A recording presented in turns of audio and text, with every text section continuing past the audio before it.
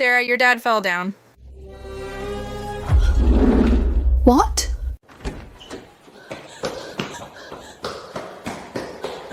Doctor, how is my dad? He had a stroke with right side paralysis. He might never walk again. George, Dad had a stroke. How bad is it? The doctor said he's paralyzed on the right side. He might not be able to stand up again. Sarah, you look after him for now. I'm busy with a project here and can't get away.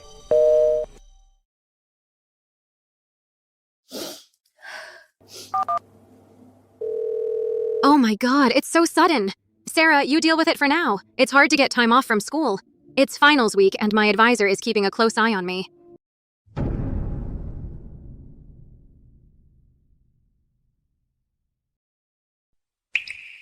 Dad was in the ICU for 8 days. Signing papers, paying fees, I did all the talking with the doctors. In those 8 days, George only made one phone call. Sarah, how's Dad? Still in the ICU. Doctor said he's still under observation. The medical bills? Sarah, it's been hard on you. Just keep track of the medical bills for now. We'll split them later. George, when can you make it? You've been doing a lot, Sarah. I'll come as soon as my exams are over. Chloe didn't come. Instead, she posted on social media photos of her traveling out of town. On the 9th day, Dad moved from the ICU to a regular room. For a patient like this, he needs long-term specialized care. Sarah. Dad, I'm right here. Resignation submitted by Sarah Smith. Bright future ahead. Sarah, the company was planning to give you a promotion and a raise. Why don't you think about it? Manager, thank you for all your guidance over the years. But my dad is paralyzed in bed now. No one else at home can take care of him.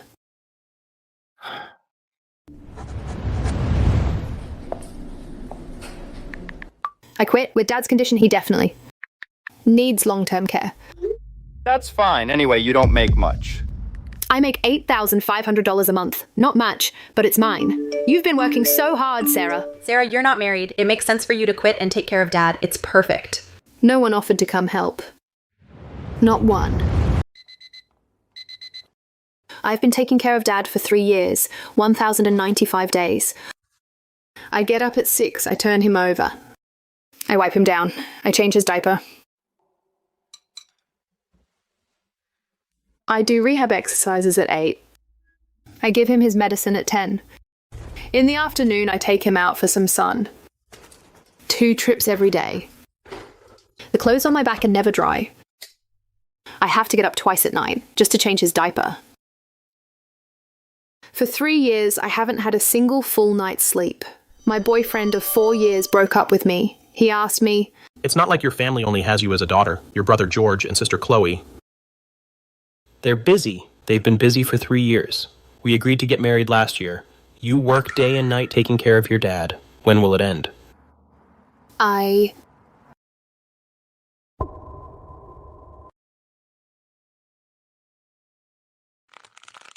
Sarah, it's been 3 years. It's not that I won't wait for you. It's that I can't wait anymore. Let's break up.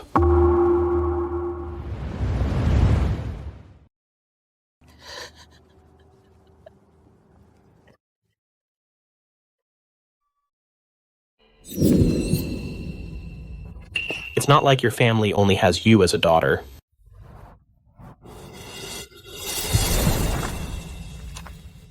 Right. It's not like the family only has me as a daughter. In 3 years, George only came 4 times. The first time, Dad had a stroke and was hospitalized. Dad? The company has been too busy. Today, I finally managed to have a business trip nearby, so I made time to come see you. The second time, during the holidays, he stayed for a day and a half and left on the second day.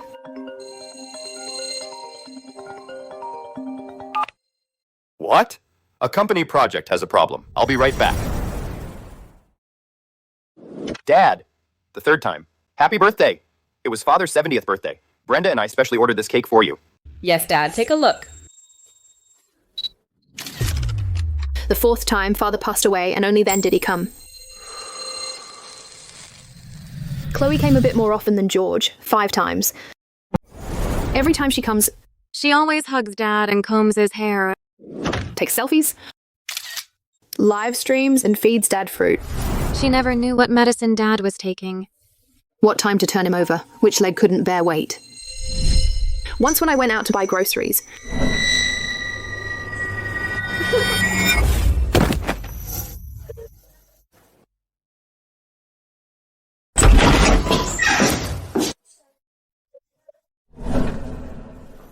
I asked, did Dad take his medicine?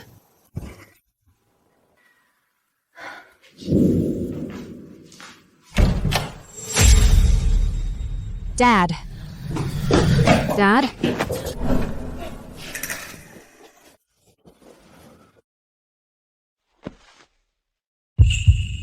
Sarah, when did you come back? What happened to Dad? Dad fell. I didn't hear it just now. Dad can't speak again. I don't know either. What does he want? Don't blame me.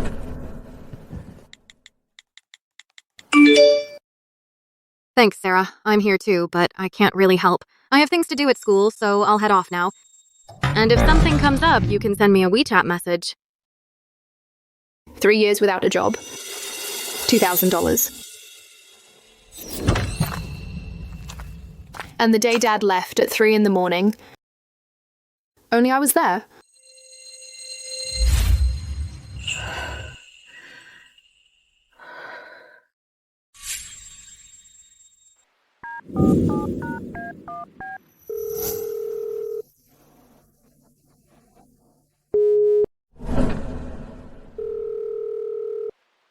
What's the matter? In the middle of the night?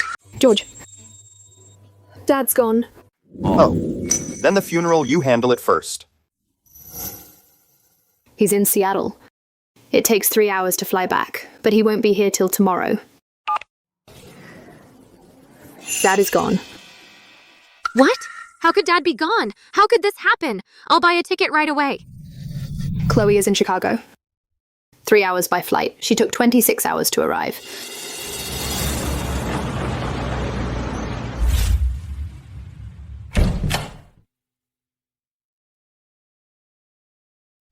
Dad. How could you leave? How could it be so sudden? This house is in the city center, a tiny old apartment, but the location is good. It's worth at least $3.5 million. Sarah, where is the property deed? Oh, we need to get the documents to handle the funeral arrangements. We need all sorts of certificates, property deed, family records, and such. I'll gather them up first, so we don't misplace anything and delay things. The lawyer will come tomorrow. To read Dad's will. What? Dad had a will? After the funeral, on the 3rd day, the whole family gathered at Dad's old house. Not to mourn, but because the lawyer said he would read the will.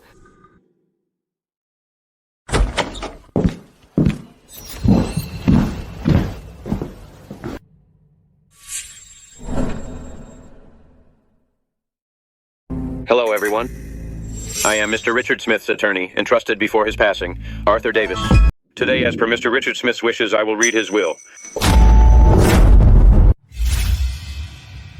Before we begin, everyone, please listen to the end before making any decisions. Arthur, let's get on with it. The will of Mr. Richard Smith, I, Richard Smith, of sound mind, hereby make this will as follows. First, the property at 127 Happiness Avenue in the downtown district goes to the eldest son, George Smith.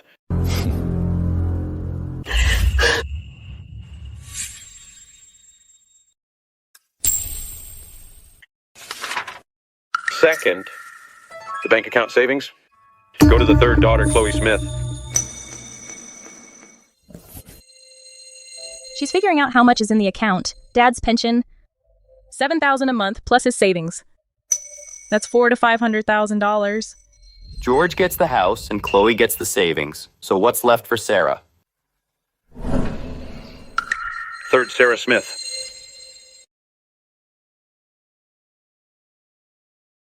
Absolutely nothing. 3 words, so short, so light. They hit my heart so hard.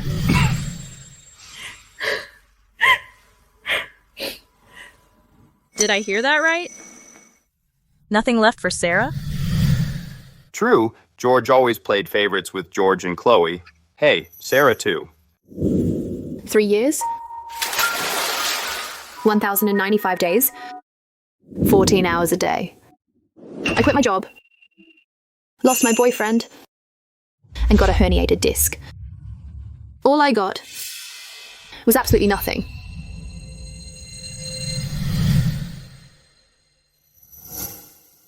That is Mr. Richard Smith's will. Everyone please confirm and sign. We'll have someone appraise this house later to see if it's better to sell or rent it out. No rush, we can just live here for now. Arthur, exactly how much is in Dad's bank account? $428,600. No mistake. Everyone's calculating their own inheritance, and no one's looking at me. Miss Smith, will you sign to confirm?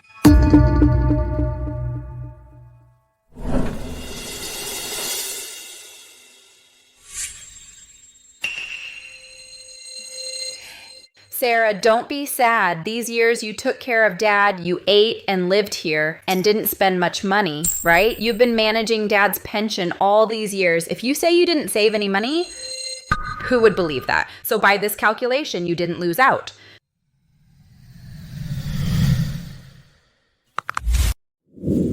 I could hear my fingernails scratching against my palm. Brenda, don't say that. Isn't it the truth? She hasn't worked in 3 years. Living off Dad. Now the will's been read. What else does she want? Exactly. I've been living in a dorm, working part-time jobs to pay for my own expenses. That's enough. Stop arguing. The will was written by Richard himself. Let's just follow it. Besides, we should respect the dead. It's Richard's wish. Nobody said it's unfair. Not a single one. Sarah, Dad had his reasons for arranging things this way. Don't overthink it. Yeah. George has a family to support, so the house goes to him. I haven't graduated yet, so the savings go to me. Sarah, you've been out in the world for years. You can work. You don't need to depend on Dad. So it makes sense, right? Sarah, according to Dad's wish, the house is mine now. It's not appropriate for you to keep living here. Pack up your stuff in the next couple of days. No rush. I'll give you 3 days. That's enough, right? 3 years, over 1,000 diaper changes, over 3,000 meals. I carried him up and down the stairs over 2,000 times. My back is ruined. I lost my job. My boyfriend left me. And now, I'm being kicked out of this house. Miss Smith, please wait. The reading of the will isn't over yet. Miss Smith, the will reading process isn't over yet.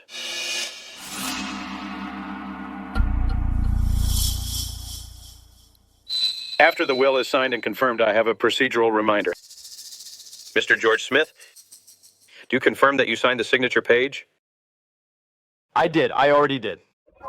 And Ms. Chloe Smith? Me too. Good. Then all signatures are now in effect. Mr. Richard Smith's will clauses are now in full effect. What do you mean? Everyone, Mr. Richard Smith's will has a total of 4 pages. I only read 3 pages. What 4th page? Didn't you just finish? Mr. Richard Smith, at the top of page 4, wrote a sentence. Below are my final words. I wanted to wait until they signed to read it. Hold on. What's this about? Mr. Richard Smith asked me to read the first 3 pages, and after you sign and confirm, read the 4th page. You already signed. The will is in effect. This is wrong. When I signed, I had no clue there was a 4th page. Mr. Smith. It says very clearly on the signature page. I accept all clauses of the will, including page 4. You're lying. We'll sue you. Mrs. Smith, You are not part of this will. Please sit down. Don't waste everyone's time. You. Ms. Smith, please come back and take a seat. What follows is mainly about you. The fourth page, Mr. Richard Smith, written in his own hand. I know you're all waiting for this will. George is waiting for the house. Chloe is waiting for the savings. You think I don't know, but I know everything. George. In the 3 years after my stroke. You came 4 times. The first time was when I was hospitalized. The second was during the holidays. You stayed for a day and a half. The third time was my 70th birthday. You brought a cake. The fourth time was my funeral. You transferred $2,000 every month, $72,000 over 3 years. You thought that was enough? Every time you called, you'd just say, "Take care of yourself." After you hung up, I'd have Sarah check your social media. You were playing golf in Miami. You were eating at a Michelin-starred restaurant in Paris. You bought a new car in Shenzhen. How much did that car cost? $480,000. $480,000, enough to hire a full-time caregiver for 6 years. But you didn't. Dad, I'm sorry. Chloe, you came 5 times. Every time you came, the first thing you did was to take a selfie with me. The videos you posted, I watched them all. Sarah read them to me. Dearest Dad, always by my side. Miss you so much. You don't even know what medication I take. Your longest visit lasted 4 hours. Every time you left, you didn't even say goodbye. To take care of me, Sarah quit her job. Her salary was $8,500 a month. Over 3 years, she lost $306,000. You gave $2,000.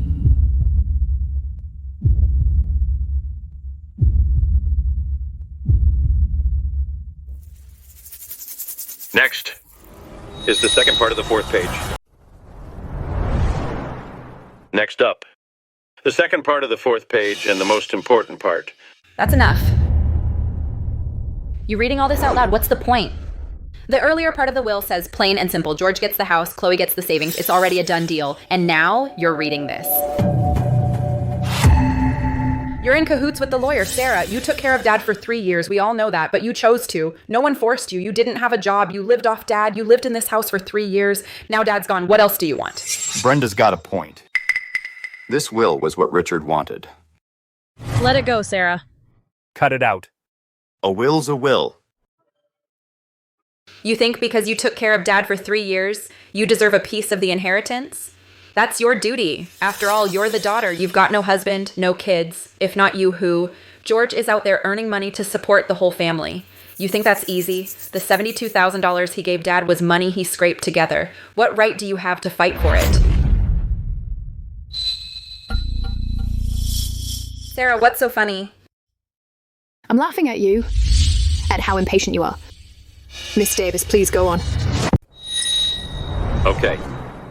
Part 2.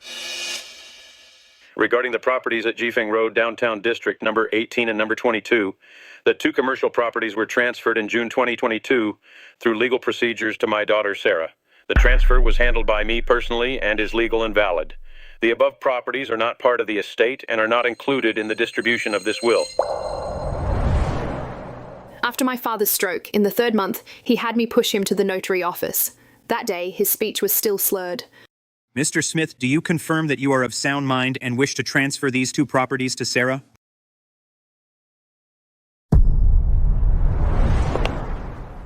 Jifeng Road in Downtown District is the best commercial street. Of the 2 shops, one is 770 square feet, and the other is 600 square feet. Together, their market value is $5.2 million. That's impossible. After my dad's stroke, how could he have transferred the property? He couldn't even speak clearly. This is the notarized document, dated June 17, 2022, issued by the City Notary Office.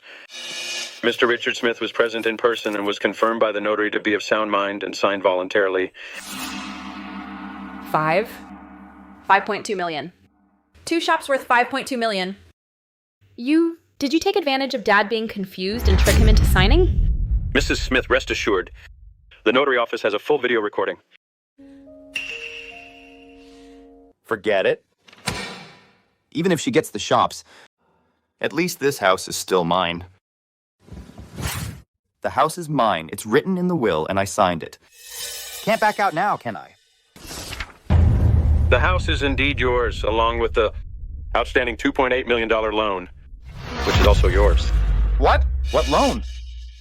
Mr. Richard Smith in 2020 used this property as collateral to get a loan from the bank of $2.8 million to purchase the 2 shops on Jifeng Road. The first clause of the will states the property goes to the eldest son, George Smith. The signature page of the will states that the heir accepts all terms of the will. You have signed it. According to the Civil Code, an heir who accepts the inheritance shall, within the scope of the estate, assume the decedent's debts. In other words, the house is yours, and the loan is yours too. $2.8 million. I'm not accepting this. I can give up the inheritance. Mr. Smith, you've already signed. The will has taken effect. It's done, and that's that. Sarah, did you know about this all along? George, didn't you say Dad's arrangements must make sense? No, this doesn't count. When he signed, he didn't know about the loan. The second line of the signature page, I confirm that I'm aware of the will's full content and the accompanying rights and obligations. Your husband signed it. We're not done yet. As for this letter, Mr. Richard Smith requested that after the will is read, it be opened in public, but it's addressed to Ms. Sarah Smith. I need your consent. Go ahead.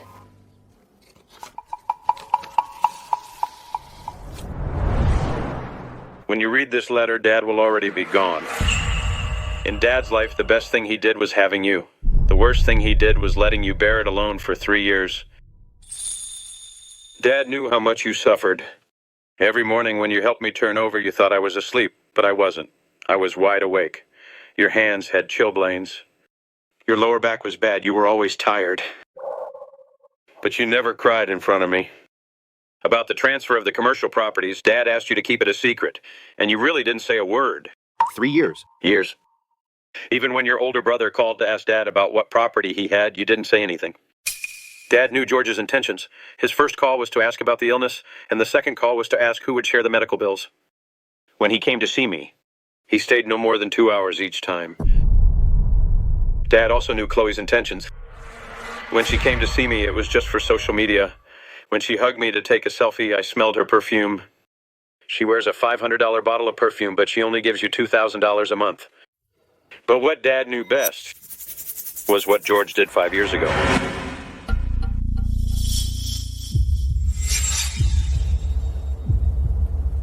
George, what did you do?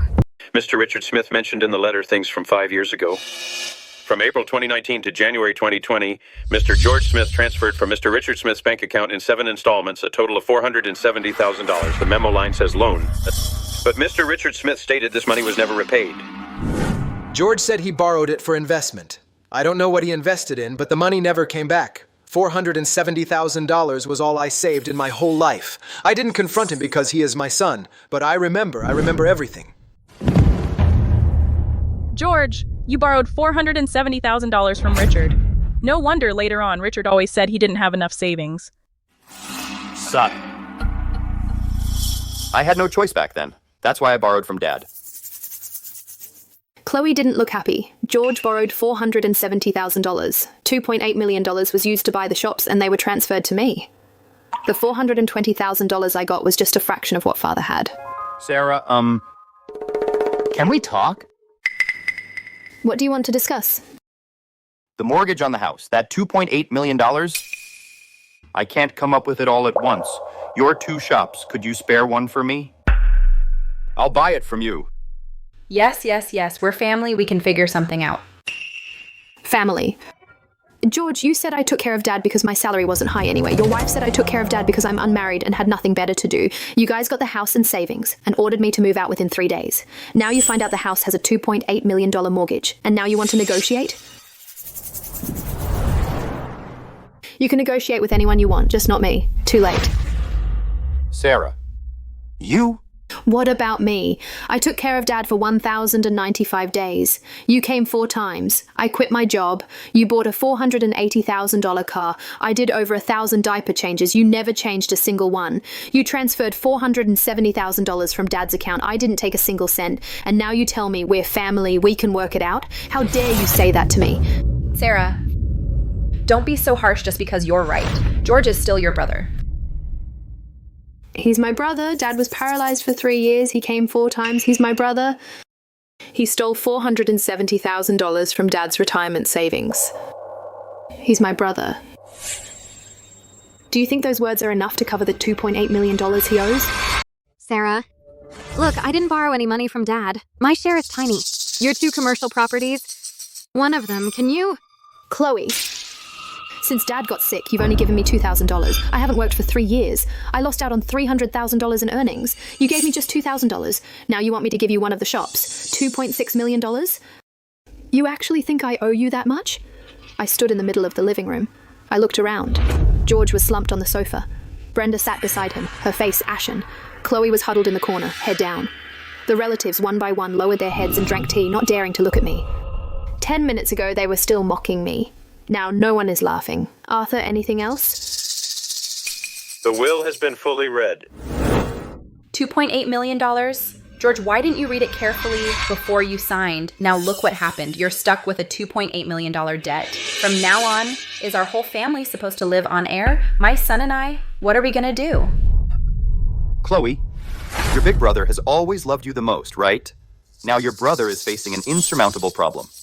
Didn't you just get Dad's $420,000? Take it out first and help your brother revive the factory's capital chain. Once the factory starts making money, I'll pay back the debt slowly myself. George, I'm just in college. I'm a girl who hasn't even graduated yet. This money was left by Dad for me to rely on. If I give you the money, how will I pay my tuition? Can you really bear to see your own sister unable to even finish school? Chloe, you can't say that.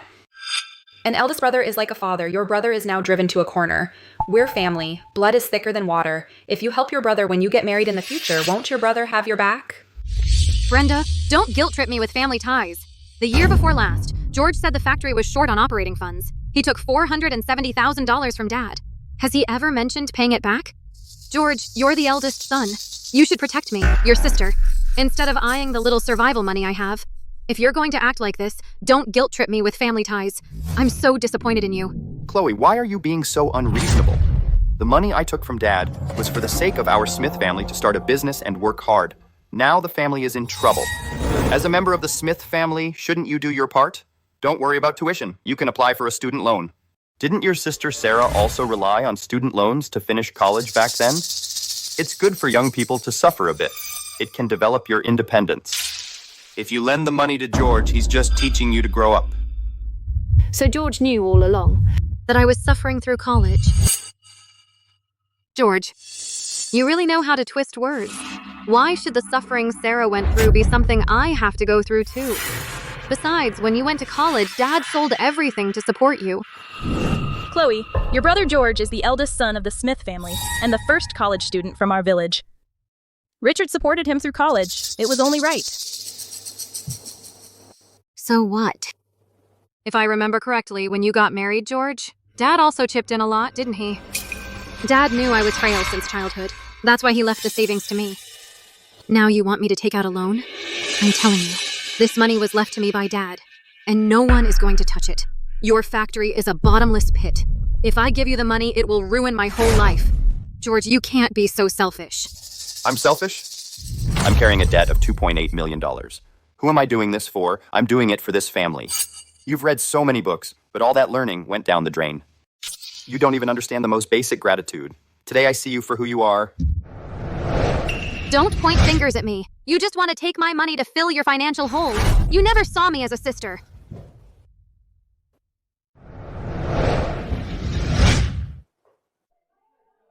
Everyone, please quiet down. The distribution terms of the estate have been read out. However, Mr. Richard Smith has one last wish. I knew it. I said things would turn around. How could Dad really drive his own son to a dead end and leave a pile of bad debt? George, you are the Smith family's only male heir, the one to perform the funeral rites and carry on the family line. Dad knew it well. He must have left you a backup plan. Mr. Davis, please tell us. What other wishes does Dad have?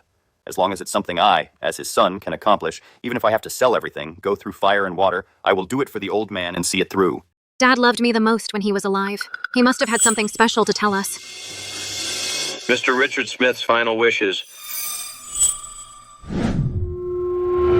that his 3 children personally take his ashes back to Clear River Village and bury them, and take his final inheritance. Spit it out. What is it? The 3 jars of pickles in the cellar of the old house. Wait, that's it? Take them back to the village? Just the pickle jars? No mention of money? No mention of how to pay off my debts? Nothing else? Correct, only 3 jars of pickles. Arthur. Back at the old house. In the cellar, there are 3 jars of pickles.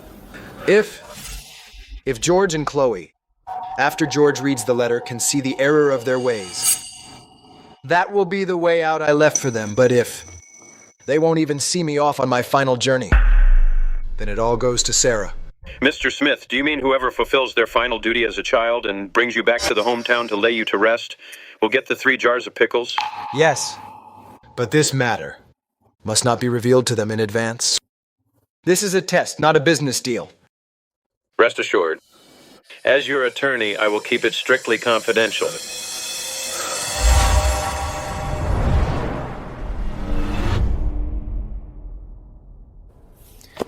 Everyone, I have clearly conveyed Mr. Smith's final wishes, so the 3 of you who is willing to fulfill Mr. Smith's final wish to send him back to the village to be buried and take the 3 jars of pickles? The Smith family has always had this tradition of returning to one's roots. Richard talked about it his whole life. Now I see it clearly. A parent's love depends on who it's for. Being this unfair, I've never seen anything like it. He leaves over $5 million of debt-free commercial properties to Sarah, who hasn't worked a day in 3 years. Then he sticks his own son with a rundown house and $2.8 million of bad debt. What is that? That's pushing us to the edge. That's enough, Brenda. Arthur is still here. Keep it down. Why should I keep it down? Am I wrong? When he was alive, every time we visited him, we brought loads of health supplements. Now he's gone, leaving us a mess. And he expects us to drop everything we're dealing with, go back to the village, throw a big funeral, and bury him. Enough. He was still my dad. Tone it down. Tone what down? Did I say anything wrong? You care about face? If you feel bad, go ahead by yourself. I'm definitely not going. I have to spend days running around finding an agent to see how we can sell this rundown house to fill your financial hole. I don't have time to deal with some pickle jar. George? Per the Smith family tradition, as the eldest son, you're supposed to handle this. Aunt Mary, you're right. I'm the eldest son, so I should be the one to lead. But, as you can see, Arthur Davis just read out that I'm carrying $2.8 million in debt right now. Hundreds of people at the factory are waiting for their salaries. The creditors are hounding me every single day. If I go back to the village now to handle all this, once the factory's capital chain breaks, I'll have to throw myself off a building. Dad's spirit up in heaven sure as heck wouldn't want to see his only son end up with his family falling apart. Exactly, Aunt Mary. It's not that we don't want to help, but we can't do anything. I want to see Dad off too, on his final journey, but next week I've got finals. My advisor also assigned me a major project. Dad valued my studies above everything. He always called me the born scholar of our family. He definitely wouldn't want to see me get bogged down in red tape and mess up my future. Sarah, since you took Dad's commercial properties and got such a sweet deal, you should pitch in more, right?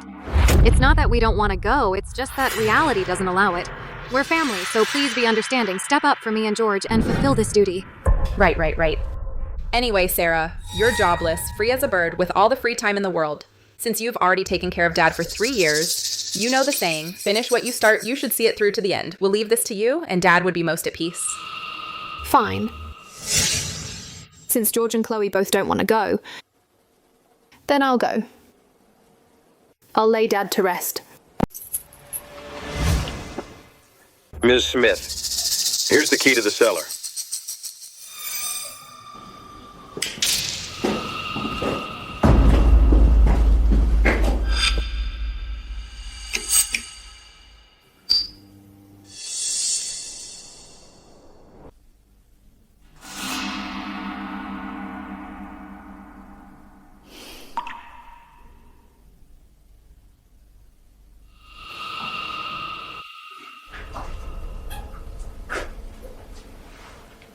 For his whole life, my dad didn't have any special hobbies.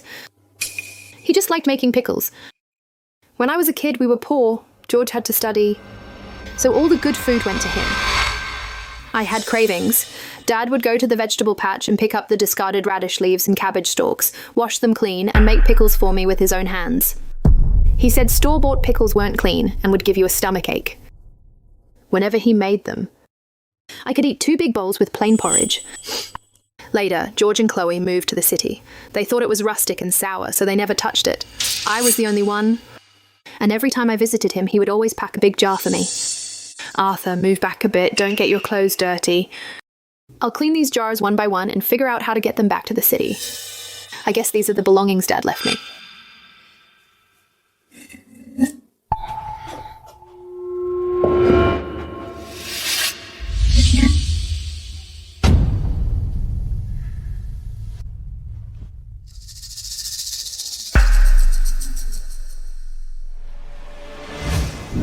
What is this?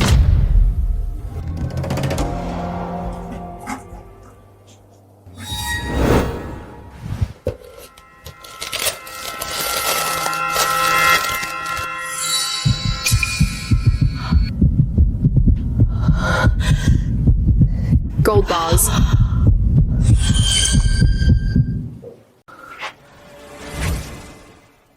Dad, where did all these gold bars come from? And they're hidden in pickle jars? Now then, let me read you the full version of Mr. Richard Smith's final wishes. Full version? What do you mean? The one you read in the living room wasn't everything? The day Mr. Richard Smith made his will, he specifically told me that the secret of these 3 jars of gold bars could never be put on paper, and it must never be told to anyone beforehand. Mr. Smith said that if George and Chloe, upon seeing the will burdened with massive debt, could see the error of their ways, they should show even a shred of family love, be willing to give up their urban scheming, and come to the village in person to lay him to rest. If they did, these 3 jars of gold bars would be his gift to them for paying off debts, and as a safety net for their future. In other words, Mr. Richard Smith's rule was, whoever attends the funeral and is willing to fulfill his seemingly worthless final wish gets to keep all these gold bars. This was a father's final test of his children's conscience. Unfortunately, Mr. George Smith and Ms. Chloe Smith failed this test, so Ms. Sarah Smith, according to his oral supplementary will, which was notarized by me, now all the gold bars here are yours alone.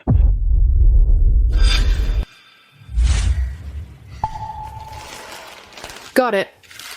Dad, don't worry, I'll live a good life. I won't let you down.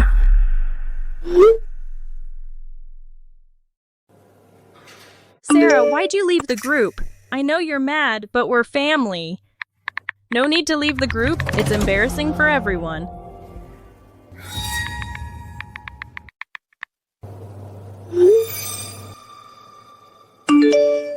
That's so inappropriate.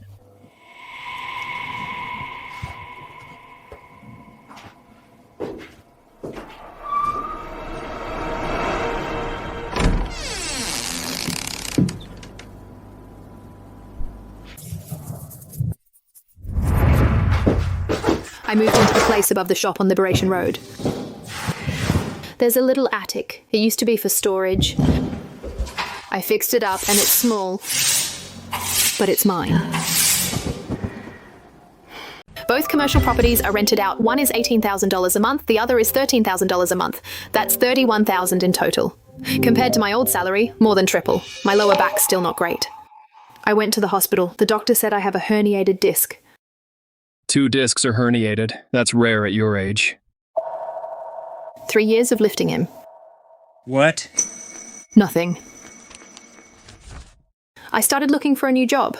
The manager at my former company learned I was job hunting and proactively invited me back. Congratulations. Welcome back to the company. Thank you, manager. I will not let down this trust. Hey, these days, the factory's performance is getting worse by the day.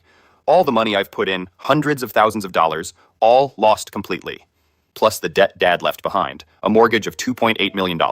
If we keep going like this, we'll have to sell the house we're living in. Sell the house, George? Are you crazy? No, absolutely not. Our family only has just this one house left. This is for our son to use when he gets married. If you sell the house, where will we live? Where? Can't we rent? The creditors call every day demanding payment. If this loan misses another payment, then I won't even be able to take high-speed trains or planes at all. I'll become a defaulter. You think that looks good? I don't care. We're not selling the house. You can't pay the debt. Why not go ask Aunt Mary, Uncle John, and Uncle Peter to lend us money? They have some savings, more or less. Each family chips in tens of thousands of dollars. And we can borrow hundreds of thousands of dollars. Nowadays, nobody is well off. Who would lend money to us, this bottomless pit? We've asked before. Look at her attitude. Does she look like she would lend us money? After all, you are own siblings, flesh and blood. We neglected Dad so much back then. It's normal that she's still upset, but it's all in the past now. Maybe she's over it. Let's go say some nice words, play the family card. It's worth a shot. Contact her quickly. Sarah, it's George. We siblings have never had a chance to get together properly. Are you free tonight? Bring Chloe. Let's grab a meal together. It's on me. She actually blocked me. I'll call Aunt Mary. Hello, Aunt Mary. It's Brenda. George and I were thinking we haven't gotten together as a family in a while. We'd like to invite Sarah too, so we can all catch up. But Sarah's attitude toward us, you know it. Could you help us invite Sarah? Sure. A family gathering is a good thing. I'll ask her later. Oh, thank you, Aunt Mary. Sorry for the trouble.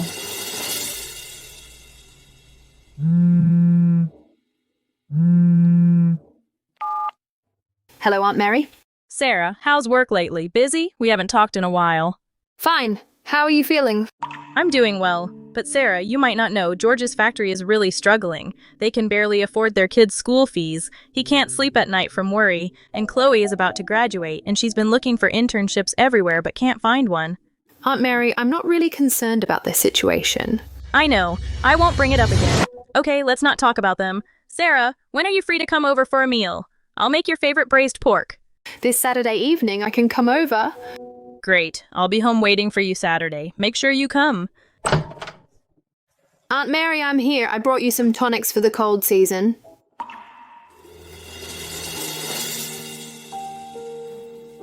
Oh, Sarah, look at you, now that you're here. And your brother and sister, too. They haven't seen you in ages. They've been thinking about you. So today, we can all get together, have some fun. Come on in and sit down. Aunt Mary, I have no reason to get together with them. If I'd known they'd be here, I wouldn't have come today at all. Oh, Sarah, it's been a while. Why is your temper still the same as before? You should have cooled off by now. We're all family. Why hold a grudge? Yeah, Sarah. If Dad were still here, seeing us today sitting together, having a lively meal, even in the afterlife, he'd definitely be happy. Right. Do what your sister says. The food is all heated up. Let's go to the dining room, eat and chat. Come on, Sarah, try some, this braised pork. Aunt Mary made it especially for you. Eat up, you're too skinny. Sarah, we haven't seen each other in ages. Today, here at Aunt Mary's, let me toast you. Have a drink. I don't drink. Fine, no drinking then. But Sarah, I have to ask, why did you block me? A couple days ago, I tried to reach you. My WeChat messages wouldn't go through and I couldn't get through on the phone. What's that all about? Right after Dad passed, Brenda removed me from the family group chat. Since there's no place for me, even in the WeChat group, what's the point of keeping your contact info? Brenda, what's going on? Oh, Sarah, look what a mess this is. I just slipped, that's all. I accidentally clicked wrong. Then things got busy at home. Once I got busy, I forgot to pull you back in. It really wasn't intentional. This is good. Drink up. I'm sorry, okay? Let's not dwell on it. Some slipped, some forgetful. Hey, Sarah, how have you been feeling lately? I heard from the neighbors that taking care of Dad has taken a toll on your health. Have you seen a doctor? Yes, I'm fine. That's good. Now that you have Dad's 2 shops, life is looking up. Unlike your brother, running around all day, worn out from worry. Sarah, you don't know your brother's company is doing terribly. We've lost most of the money we put in. We can barely pay off the debts. And your nephew is about to start middle school. As parents, we always want to give our child the best, right? We want him to go to a school in the downtown district, the best one, First High School. But they said for those of us without proper residency, the private school tuition is $80,000. This money, we really can't come up with it. With your son always being at the bottom of the class, can he really get into the best middle school? Oh, it's exactly because his grades are not good enough that we as parents want to spend money to buy him a future. I see that you're doing so well now, decent and all. This $80,000 to you must be nothing. Can you give me a hand? I can't help with this. Sarah, it makes no sense for a sister to watch her own brother in trouble while sitting on a pile of cash and not lift a finger. Don't call me heartless. Tell you what, transfer $300,000 to us now. Just $300,000. We're just borrowing this, that's all. Brenda, weren't you just saying 80,000 for private school tuition? How did it jump to 300,000 in the blink of an eye? Your math is so fast, even compound interest can't keep up. Oh, come on, Sarah. How can you talk like that? This $80,000 is for your nephew's private school tuition. As for the remaining $220,000, your brother's company needs it for cash flow right now. This is all for important family matters. Sarah, Brenda may have been a bit harsh, but she's not wrong. This $220,000, I'm not taking it for free. Consider it an investment in my company. When the company does well and makes money, you'll get your share of the profits. We're all family. You can't lose either way, right? Oh, thanks a lot, George. I really appreciate it. Such a great chance to get rich. And you still think of me at a time like this, but you cannot make bricks without straw. I told you, I don't have a single cent. Aunt Mary, I'm full. I have stuff to do. I'm leaving now. Stop right there. What's with the attitude? It's rare for our family to sit down for a meal together. And you just leave after I say a few words? You have such a stubborn attitude. When are you going to fix it? Now that you have money and took most of Dad's inheritance, you think you're too good for us? Have you forgotten everything from before? Ask yourself honestly. When you were applying to high schools, who ran around pulling strings, asking around to see which school was the best? That summer after high school graduation, you said you wanted to earn your own tuition. If I hadn't begged everyone and found a friend to get you a job at his shop, you would never have made it to college. With the very first paycheck I earned when I started working, I couldn't even bear to buy myself a hot meal. I went straight to the mall to buy you a pair of sneakers. You wore those shoes for 2 whole years and wouldn't throw them away, even when they were worn out. As your older brother, when have I ever let you down? Now your brother is in trouble. I'm too ashamed. I can't bring myself to borrow from outsiders. I'm coming to my own sister. What's wrong with that? Exactly, Sarah. Your brother has no choice. Don't be stubborn. Enough! Sarah, be polite. Aunt Mary is here today, not taking sides, but you're well off now. With those 2 shops, helping your siblings is only natural. Your siblings. Blood is thicker than water. Even considering how George cared for you when you were young, you should help him. You call that care, Aunt Mary, but you have no idea what his so-called care really was. When I was choosing high school, my grades were good enough for a top school, but you ran around asking and forced me to pick a school that waived tuition. You call that looking into schools for me? You just wanted me to graduate early and go work to earn money. The summer after I graduated, you did get me a job at your friend's shop. I worked from dawn to dusk for 2 months and finally earned enough for my first semester tuition. And then, the tuition was barely in my hands when you took it all. You took it to drink and sing with your friends and forced me to go to school and apply for student loans. I needed it urgently. And later I did. And those sneakers you gave me had worn-out heels and someone else's name on the insole, meaning they were obviously someone else's hand-me-downs. Did you really think I was such a fool that I could wear them for 2 years and not notice? What you bought Chloe were brand new dresses, while what you gave me were others' hand-me-down rags. You call that being good to me and caring for me. Sarah, what is your problem, having to embarrass me in front of everyone? Even if I was wrong back then, I still meant well with the things I brought back. Now that you're successful, you're ungrateful, and you're biting the hand that fed you.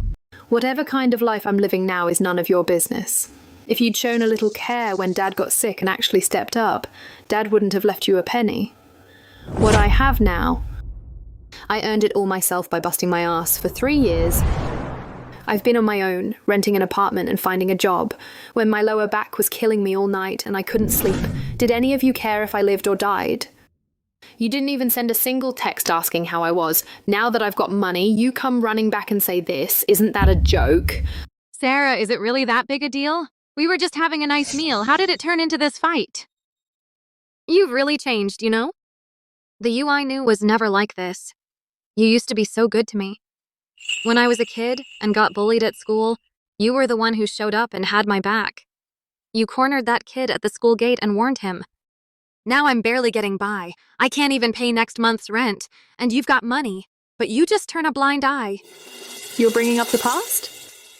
When Dad was sick and paralyzed in that bed for 3 years, I lost my job, you know. I didn't even have the money to buy a pack of noodles, nothing at all. During the hardest times I went through, which of you ever cared for me? Oh, Sarah, let it go, let it go. It's all in the past. Today we're all sitting together, so let's not dredge up old grudges. How can family hold a grudge? Aunt Mary, this isn't about holding a grudge, it's about remembering clearly. Sarah, your brother's really been having a hard time lately. If he weren't truly driven to a corner, how could a grown man swallow his pride and go begging? Please help him out, even if it's just for your dad's sake. Your dad in the afterlife certainly wouldn't want to see his own children end up like this.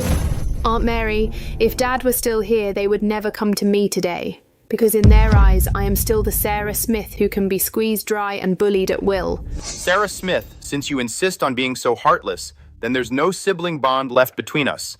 Let's settle the score today. The year you went to college, your freshman year right after school started, I gave you $2,000 for living expenses. I told you then that this money was a loan. By now, this money with interest should be at least $20,000. I'm not wrong about that, am I? George, look. I know you've been tight on cash lately, but you're even quibbling over money from years ago? There's really no need. If word gets out, you'll be a laughingstock. Aunt Mary, with all due respect, why is it unnecessary? Even siblings settle accounts clearly. She's taken a huge advantage and is financially free, yet to her own siblings, she's a tightwad. Why should we hand her free money? Exactly. Today, let's go through each item and settle everything clearly. Back when you were in college, I drove you to and from school 3 times, right? The gas and tolls for those trips, let's say $200. Fair enough? And those sneakers, even though they were a bit old, they were a name brand. Even if sold at a secondhand market, they'd easily fetch $120. And that time in your senior year when you had a cold, the cold medicine I bought you altogether, that's $8,640. Sarah, all these years, every penny I've spent on you was my hard-earned money. This money you must pay back today. Since you, George, insist on calculating fine. Tonight we'll settle this account once and for all. 3 years ago, Dad had a stroke and was hospitalized. He stayed for 8 days. The emergency and medical fees together came to $64,000. At that time, we agreed that the 3 siblings would split it equally. Each person's share was $21,300. How much have you put in? Have you paid a single cent? After Dad was discharged, he was paralyzed in bed for 3 full years. During these 3 years, I never left his side, nursing him, turning him over, and wiping his back. This unpaid care fee will calculate at the cheapest market rate. An ordinary caregiver costs $6,000 a month. 3 years is 36 months. 6,000 times 36 equals $216,000. This bill, how are you going to pay me? You want me to come up with $300,000 to bail you out? Fine.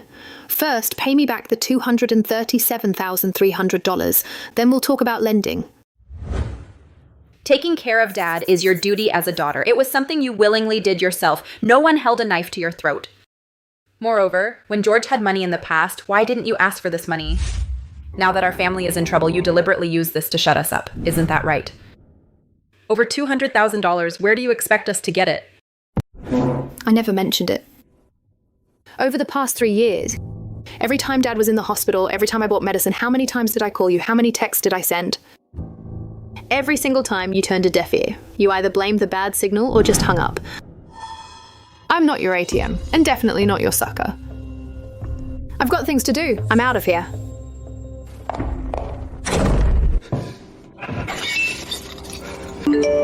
What's up? Did the creditors call again? George, if we don't pay this week, the bank will really sue us. If we become deadbeats, how can our son get a government job or go to school?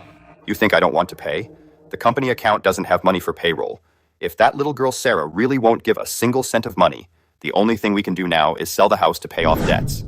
No way, I won't allow it. That house is for our son. If you dare sell it, I'll fight you on this. This is so unfair. We're all his own flesh and blood. We're family. How could he favor Sarah so much? I worked myself to the bone, every day in front of Dad, acting cute and pleasing him. In the end, all I got was over $400,000 in savings. What gives Sarah the right to take 2 commercial properties? That's right. Those are the shops on Central Avenue. Together, the 2 are worth at least $5 million. As the eldest son of the family, I'm supposed to support the whole Smith family. In the end, I worked my ass off and only got this old rundown house worth over $3 million. And it comes with over $2.8 million in mortgage. She got all the benefits all to herself. We're drowning in debt outside, while she hides inside and plays the rich lady. In this world, Where's the fairness? George. Her shop is on Central Avenue, right? Uh-huh. Then let's go make a scene. She's only tough with her own family. I don't believe in front of so many people she'd dare to show her face. Anyway, we're about to lose everything, so let's all go down together. If we cause a scene, maybe we can get the money back.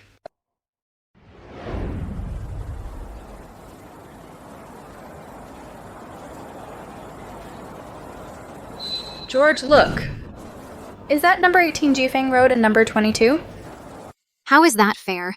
In such a prime location with 2 shops, Sarah can just by sitting back and collecting rent, pull in tens of thousands of dollars a month. How could Dad be so unfair? Pfft, the old man was out of his mind. He tricked us, treating us like sweethearts. George, these shops are worth over $5 million. If our factory had this money, not only could we pay off the debt, we could even buy a big mansion. If I had 2 shops, why would I work after graduation? Why look for an internship? I wouldn't have to worry for the rest of my life. Dad's inheritance, why should she swallow it all herself? I am the eldest son, you are the youngest. A share of these shops should originally be ours. Let's go in and collect what's ours. George, just go in and cause trouble? That's not a good idea, is it? What if someone calls the police? We'll have more to lose than gain. Oh, Chloe. Now's not the time for that. If we don't go and fight for our rights, we'll all end up sleeping on the streets. Chloe, we're going to take back what belongs to us. Why call the police? No matter how powerful Sarah is. Can she override justice and morality? Let's go.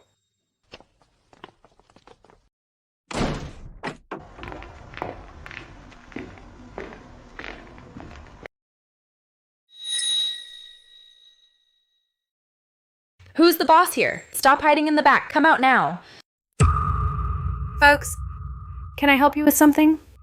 If you're looking at clothes, I can help you, but we're open for business. Please keep your voice a little lower. Folks, what can I help you with? If you're looking at clothes, I can show you around, but we're open for business, so please keep it down. Business? No business today. We're not here to buy clothes. Get your manager. Go and bring your boss out. Tell him the real person in charge of this shop is here. I'm the owner here. I'm Mr. Miller. Folks, we don't know each other, so barging into my shop, yelling and shouting, what's this all about? So you're the owner? Let me ask you, this shop you're renting, as for the monthly rent, how much are you paying and for how many years? Lady, is that any of your business? Our shop's rent is confidential business information. We have no obligation to tell you. Folks, if you're here to do business, you're welcome, but if you're here to cause trouble, I won't be so polite. Mr. Miller, right? Don't be in such a hurry to kick us out. Me, I'm George, Sarah's older brother, and eldest brother is like a father. This shop was left by my biological father as inheritance. By the rules of the Smith family, it's the family's joint property. Sarah's older brother? That's right. Sarah's just a little brat. Behind the whole family's back, she secretly rented this shop to you without even a word to anyone. In terms of family, that's showing no respect for elders. Legally, without the family's knowledge and consent, it could be considered illegal occupation. What are you talking about? My lease agreement is in black and white signed with Ms. Sarah Smith. At the time, I saw the property deed myself, and it clearly had Sarah's name on it. Every month, I pay the rent on time directly to her personal bank account. And you come here pretending to be big shots? If you keep making a scene. And if you disrupt my business, I'll call the police. I don't care who you signed the contract with, the deed might have her name, but this is still the Smith family's territory. The family's money shouldn't be taken by her alone. Listen up, from today on, not a single penny of this rent can go to Sarah. It must be paid to the senior branch. We will distribute it. That's called respecting seniority. They're nothing but scoundrels. That's gangster logic. I don't care about the Smith family's internal family disputes, grievances, or grudges. Right now, the lease for this shop belongs to me. If you don't get out right now, I'll call Miss Smith immediately and have her deal with you. Go ahead, call her. Boss, call her right now. You better get her over here now. I want to ask her face to face. My dear sister Sarah, why George is so deep in debt he can't even afford to eat. She's hogging over $5 million worth of the old man's commercial properties, hiding away, living the high life, collecting huge rents. Does she ever sleep soundly at night? Get her here. Let's see if she has the nerve to face us, her own flesh and blood.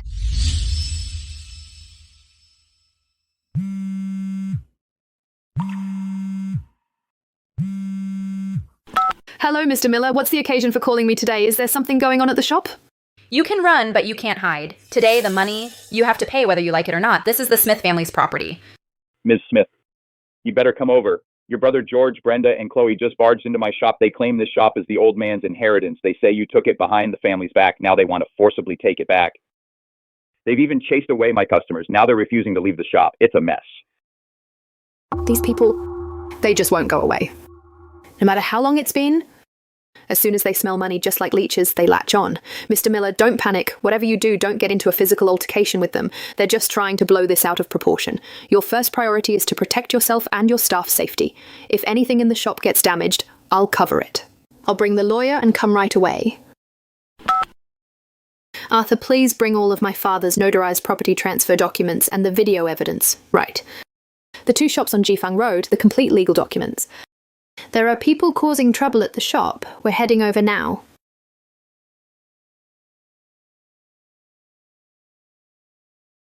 Looks like your shop has a good flow of customers today, huh? Since this shop has always belonged to the Smith family, that girl Sarah is clueless and hasn't handed over the money to us. So today's revenue should be given directly to me, the sister-in-law. Consider it as her making up for the rent. We run a legitimate business. We've been paying the rent monthly to Ms. Smith according to the contract. The money in this register is our boss's hard-earned money. How can we just hand it over to you? Please step aside. Don't disturb our business. What do you mean, just hand over? I'm Sarah's sister-in-law. A sister-in-law is like a mother, don't you understand? A sister's money is her brother's money. We're family. There's no need to draw lines. This shop has always been the Smith family's property. As the eldest daughter-in-law of the Smith family, I'm here to collect the money on her behalf. It's only natural. You're just an employee. Hurry up and get today's revenue settled and hand it over to me. Don't cause trouble for yourself. On our lease contract, in black and white, it says the name of Ms. Sarah Smith. The law only recognizes the property deed and the contract. You say you're the sister-in-law? Then go ask Ms. Smith for it. Why are you throwing your weight around here? You little brat, how dare you speak like that? Sarah is hogging the Smith family's possessions. She's letting outsiders profit from our family estate. We, as the elders, can't even manage it for her. I'm telling you, today's money is the Smith family's. Madame, please show some respect. I don't care about the internal financial disputes in your family. That's your family matter. We pay the rent on time and operate legally. The money in this register, not a single cent, will be given to you. If you keep arguing unreasonably and disrupting our business, I'll call the police directly. Mr. Miller, don't be so stingy. My sister Sarah is young and doesn't know how to manage assets. I'm her own brother. She is hogging our father's over $5 million worth of commercial properties while watching her own brother bear over $2 million in debt and suffer. Morally, that's unacceptable, don't you think? I came today to reclaim for the Smith family what belongs to everyone, the common property. If you pay the rent to me, it's the same as paying her. Later, I'll naturally teach her a lesson. Hey! Everyone, come look! I've recorded everything. Look at this! Unscrupulous merchant, usurping our Smith family inheritance, and now hitting my sister-in-law. My dad loved me the most when he was alive. I should have a share of this shop. That was my future dowry and tuition fees. My sister Sarah is so selfish. To hog all the property, she'd rather let outsiders benefit than care about her own siblings. Mr. Miller, if you push my sister-in-law again, just try it. I'll post it online immediately and expose you.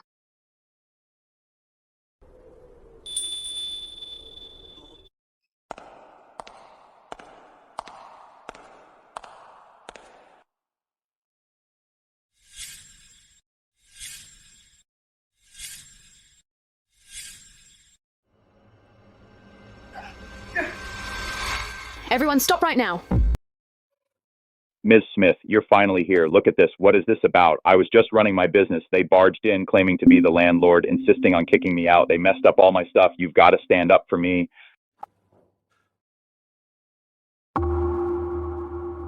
Mr. Miller, sorry for frightening you. It's okay, just some family matters. Please go to the back, to the break room and get some water. I'll handle this. I'll cover the store's losses. Whoa. Sarah's really putting on quite a show. Today, in front of outsiders, tell me the truth.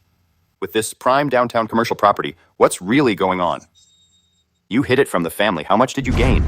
Sarah, you're so ungrateful and selfish. While Dad was alive, he secretly transferred this multi-million-dollar shop to you, and you kept it completely quiet. Didn't say a word to the family. And to think that back then, George always gave you the best of everything. No wonder when we divided the inheritance, you acted so aloof. Didn't fight for anything. Turns out this was your big move. You took the lion's share and watched us suffer in rented houses. How can you sleep at night? Sarah, we're family. Blood is thicker than water. You keep it all to yourself, each month comfortably collecting tens of thousands in rent, while you watch me and Brenda stressed out over the factory issues, watching Chloe unable to find a decent job anywhere. If you'd just spare some change to help the family, your big brother wouldn't be so disappointed. You're so selfish. Does this live up to Dad's dying wish for you to take care of the family? Sarah, not that I mean to be harsh, but a young woman like you will get married eventually. Having such valuable property, can you hold on to it? Do you know how to deal with all sorts of people as tenants? Don't get cheated and end up counting money for them. This kind of public-facing, heavy asset should be handed over to a man like your brother to manage. Since we've brought it up today, let's do it by the rules. After all, this shop is property of the Smith family. It must be handed over for redistribution. George is the eldest son, so he should get the largest share. If you still acknowledge us as family, then today let's complete the transfer procedures. Otherwise, I can't guarantee that your shop can continue to operate peacefully. You're raking it in quietly, all by yourself. Sitting on 2 such huge commercial properties, the rent alone every month is enough to match what others bust their ass to earn in years. We're all born from the same mother. Why do I have to go out busting my ass for an internship while you sit here comfortably making money lying down? I'm suffering out there. Even if you won't give me one of the properties, you should at least give me some money to help me out. You'd rather let outsiders make money and watch your own sister suffer? What I have is what I deserve. How I handle it is my freedom.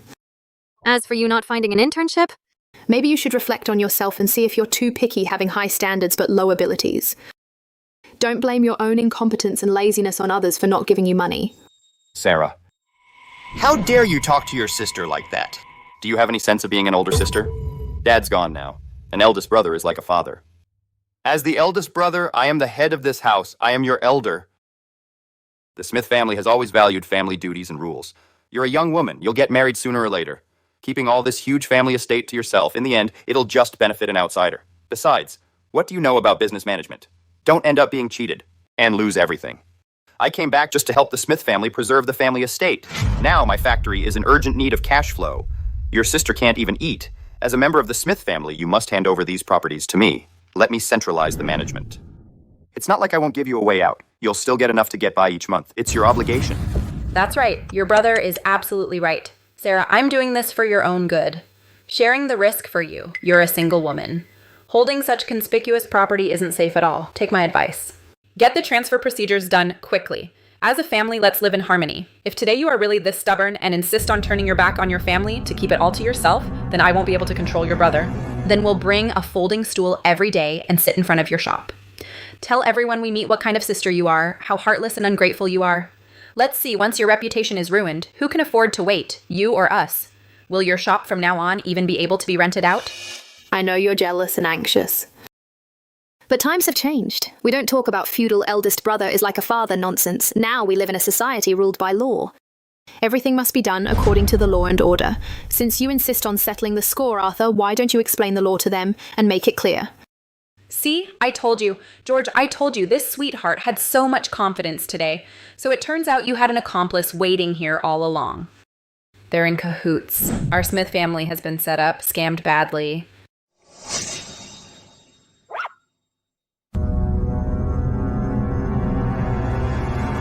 Mrs. Smith, you can eat whatever you want, but you can't say whatever you want. What you just said carries legal responsibility. I am Ms. Sarah Smith's legally appointed lawyer and also the legal director of her company, Arthur. Based on that remark you just made, a groundless accusation, I can sue you for defamation and hold you accountable for liability for defamation.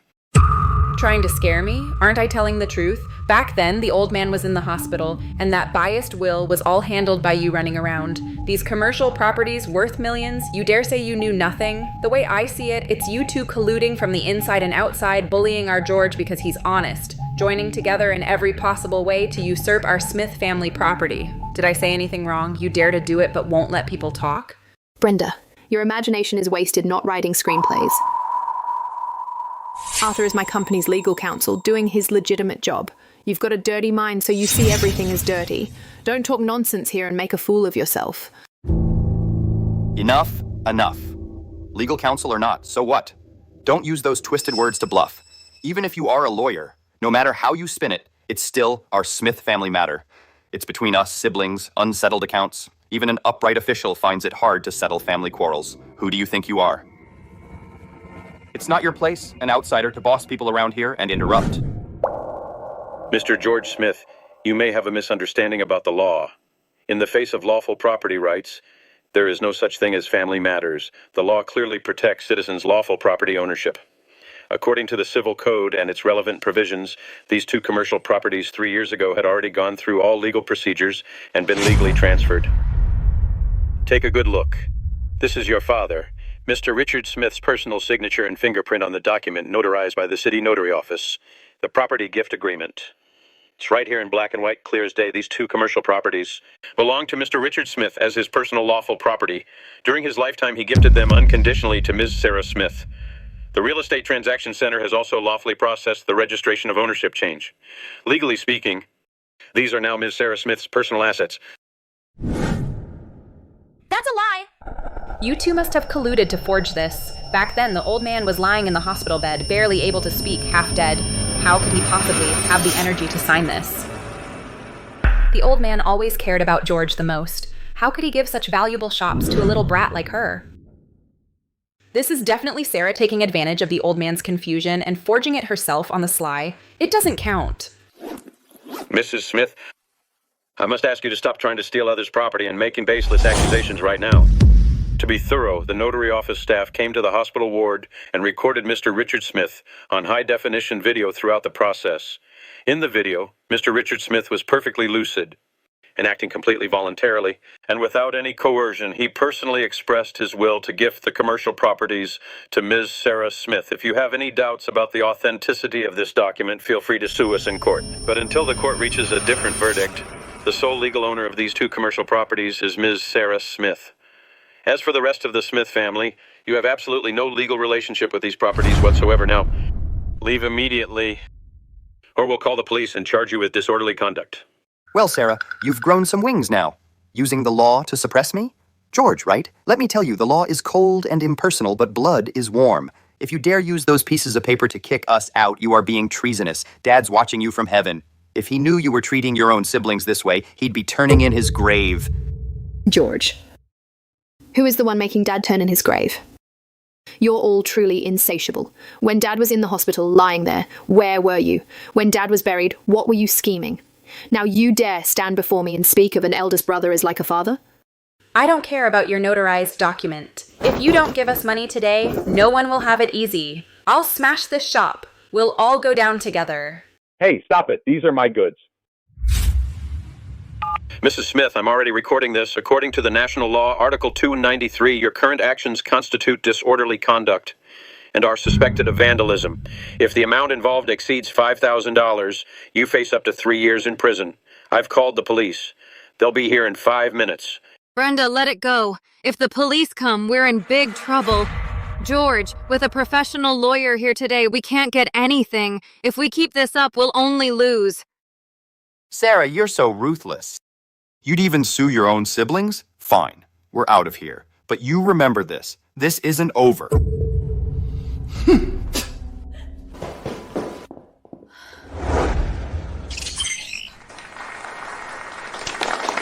My ability was recognized by the boss, and I kept getting promoted.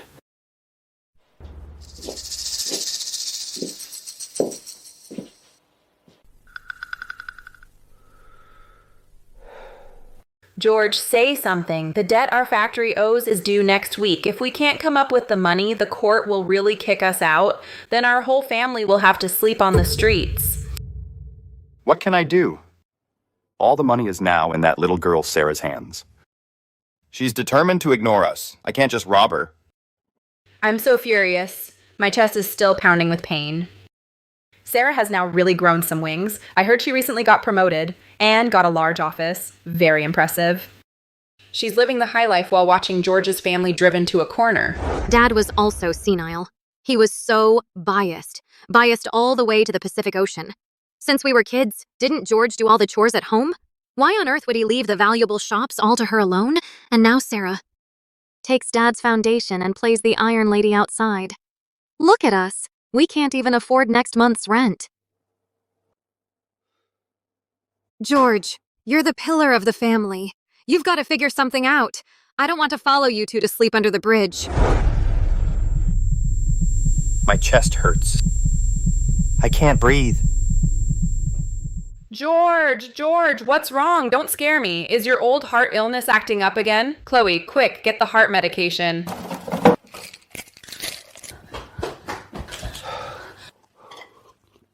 It's all Sarah's fault. George has been so stressed about the factory, he hasn't slept all night. Today, she publicly provoked him like that, overcome with anxiety and anger. How can his heart handle it? She's trying to anger him to death.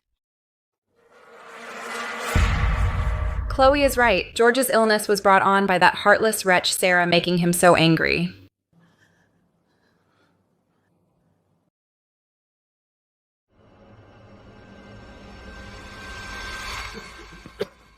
Come on, everyone, look at this. Come and see. Is there no justice? Sarah is a big boss, lives in a mansion, drives sports cars, but to George, she just stands by and does nothing.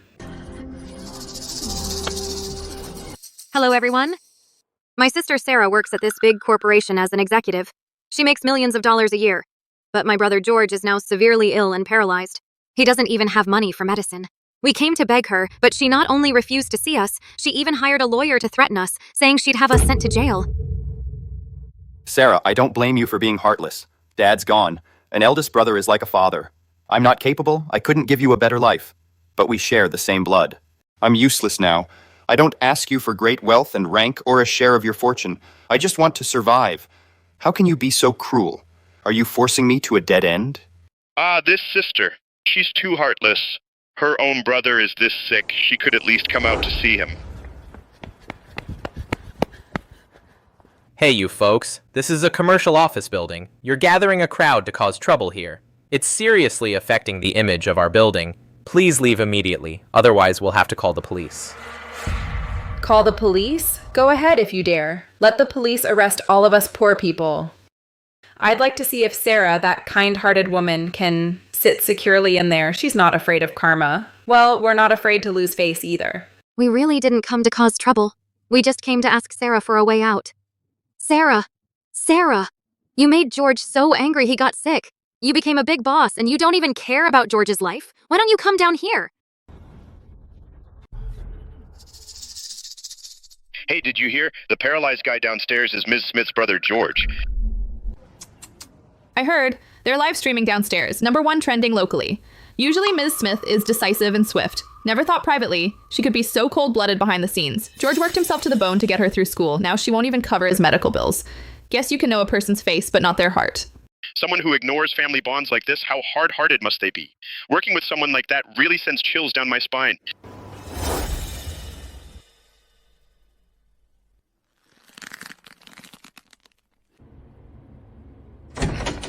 Miss Smith, bad news. Your family is downstairs causing a huge scene. The company lobby is packed, jammed to the brim. They've also started a live stream online. It's blowing up locally. Many netizens who don't know the truth are cursing you in the live comments. Some have even started manipulating public opinion, calling for a boycott of our company's products. Moral kidnapping via live stream. This show they're putting on was well prepared. Ms. Smith, the chairman, just called. He wants you to go to his office right away. Got it. On my way. Sarah, your workability is recognized by everyone in the company. I've always valued you highly. But look downstairs. The commotion is really out of line. I'm sorry for all the trouble this has caused the company. Give me 10 minutes and I'll handle this. It won't affect the company at all. Every family's got its own problems. Never thought that such a well-dressed executive deep down would actually be someone who doesn't even care about her own brother, a cold-blooded person.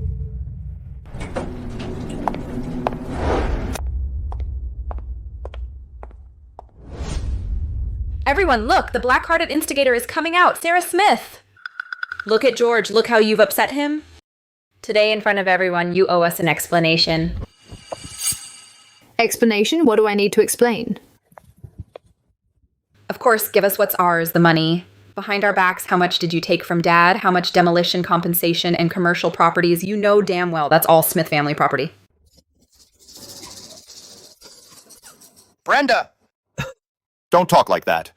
Even though Dad favored Sarah and secretly transferred millions in shops and cash to her, we're not here today. We're not here today to ask for those. Sarah, we grew up together. I don't blame you for being cold. It's just that I am at my wit's end. The factory went under, and my health is shot.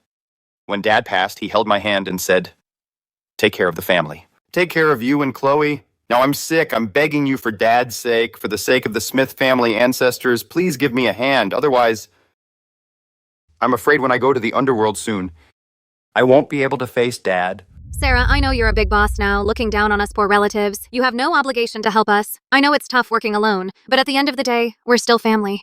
Now, in front of the live stream with hundreds of thousands of viewers, just give everyone a clear answer. Do you care about George's life or not? Exactly. Take a stand. We're family. Why be so ruthless? You can't just forget your roots once you make it. Her own brother begging like that, so cold-blooded. This family must be at their wits' end. If they weren't driven to a corner, who'd want to make a fool of themselves on the street? Oh, this sister is a real piece of work.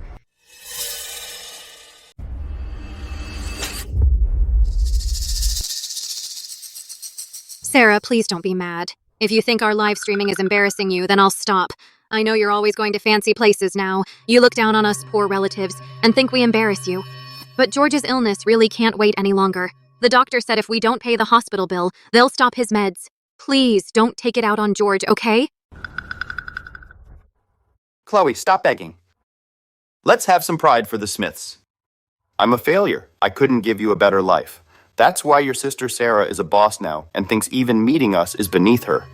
Sarah, when Dad died, I promised to step up and hold this family together. As your big brother, I've never done you wrong. Today, if it weren't for keeping Brenda and Chloe off the streets, I, George, would rather die in my bed than come here to beg my own sister for a single meal. Why is my life so miserable? Married into the Smith family, I've never known a day of happiness. I've been slaving away every day. To put you through college, your brother, in the dead of winter, was hauling goods in a cold storage. That's how he ruined his back. And now look at him. Completely paralyzed. Sarah, now you're living in a huge mansion, driving luxury cars, but your brother can't even afford pain relief patches. Are you trying to push our whole family to die just to make room for yourself? What a saint. Her brother worked to put her through school and wrecked his back, but look at her. All dressed up, but won't even give him money for medicine. How did someone like her become a manager? Exactly. She doesn't even have basic humanity. A big company hiring someone like her will face karma sooner or later. Everyone, since my brother George and sister-in-law Brenda and my sister Chloe, have put on such a big show today. Then I'll join them and finish this show. Sarah, don't wash dirty linen in public. Can we sit down, go home, and talk this out properly? Brenda, you say you've had a hard life, and that my brother George supported me through college by hauling goods in a cold storage until he got paralyzed. So today, in front of everyone, I'll help you remember clearly every single cent of my college tuition and living expenses came from student loans I took out and part-time jobs I did. Now, my brother George, the money he made hauling goods back then, that little bit of money went straight to the poker club and massage parlor. His back injury was from back at the casino over an unequal division of spoils, where someone hit him with a solid wood chair, causing the injury. The hospital's medical records and the police dispatch records from that time are still in the system. Want me to pull them up right now and show everyone? Sarah, stop making false accusations here.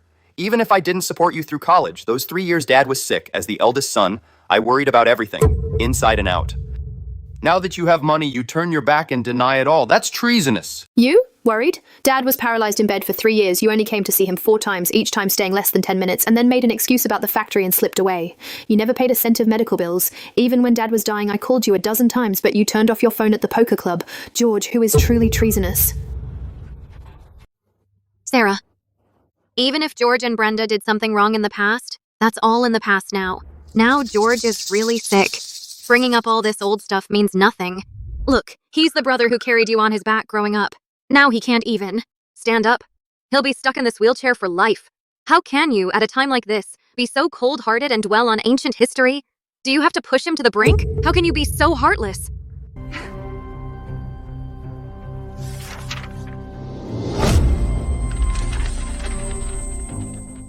Chloe, you just said to the camera over and over that George is severely ill and paralyzed, has no money for treatment, and even stopped his meds that he's dying, right? Everyone, Take a good look. This is what I had my assistant get from City Hospital 10 minutes ago, the real medical records of patient George Smith. It says clearly right here, mild lumbar muscle strain, recommended rest. George, the cause of your paralysis is truly a medical miracle. Oh my God, everyone, look, it really is just a mild lumbar muscle strain. Isn't that just back pain from sitting too long or working hard? And that's called paralysis? Scammers. This whole family are scammers, using a backache to fake paralysis for money. And I actually felt sorry for him and helped them curse people out. So shameless. Taking advantage of our sympathy. All dressed in rags, putting on a show. Call the police on them now. Sarah, would I joke about my own health? I really am not well. My chest feels tight. Sarah, do you really think so little of us? We just wanted to ask for your help. Ask for help? Good. Then today, in front of hundreds of thousands of netizens, I'll give you a hand. I'll call my brother an ambulance. A full body checkup, the whole works. I'll cover it. All the expenses. I, Sarah, will pay for everything. If we don't find a terminal illness today, then please, George, don't you dare get off that wheelchair. No need. As for George's health, we'll take care of it ourselves. We don't need your fake kindness here. If you really want to help us, just give us the money directly. I can give you money, but only directly to the hospital's account, for his medical bills. Nothing else, not a cent. Sarah, don't forget, you have Smith family blood in you. You're holding on to Dad's 2 commercial properties, collecting tens of thousands of dollars in rent each month. What's wrong with sharing a little with us? We're your family. Even if you take this all the way to heaven, you still have to support us. Security, call the police immediately. Tell them a group of people is gathering at the company entrance to cause trouble. They're committing business defamation and are suspected of massive extortion. You have no right to arrest us. This is a family matter. The police have no say. Folks, your actions have seriously disrupted public order, and on the internet you've openly engaged in personal defamation. The amount involved is huge. This is already a criminal offense. Family matters? If you don't know the law, read a book. Criminal offense means you go to jail. It's all a misunderstanding. Officer, we're just having a family dispute, just joking around. Let's talk nicely. We'll leave now.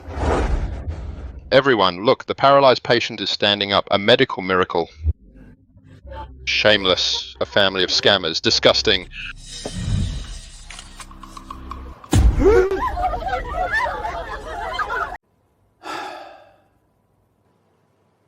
Sarah, you did an excellent job with this crisis PR.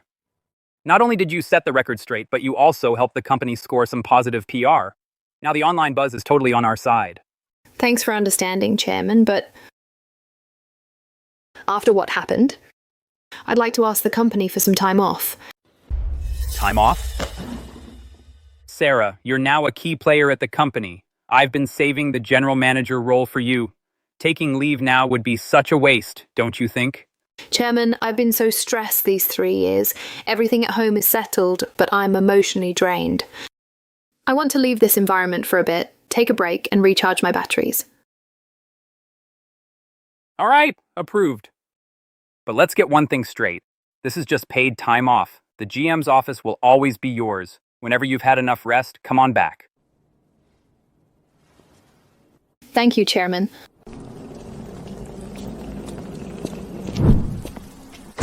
Go, get out of here! This place is too small for someone who'd even scheme against her own sister. Don't even bother paying next month's rent. Go wherever you want. Mrs. Hudson, please, I'm begging you. Can you just give me a few more days? I honestly have no money left. Word got around the industry about that live stream tantrum at the company lobby. All the resumes I sent out never got a reply because of my character issues.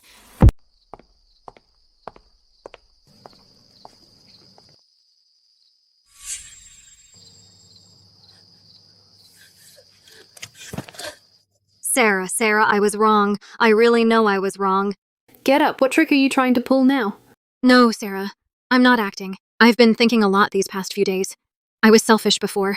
I was led by George and Brenda. I thought Dad favored you. I thought you took something from me. I had no idea. Everything you did for this family. How much you sacrificed. Because of the live streaming incident. I was exposed by netizens. No company wants to hire me. Even when I tried working part-time at a convenience store, I was recognized, and the landlord kicked me out. What about George? Aren't you two siblings? I want to tell you, Sarah. I'm sorry. You were so good to me before, and I repaid kindness with hatred. I'm the worst. I really know I was wrong. You have the ability and connections. Can you arrange a job for me? A temporary place to stay. I swear, once I find a job, I'll move out. Got it. I've humbled myself this much. Why won't you help me, Sarah?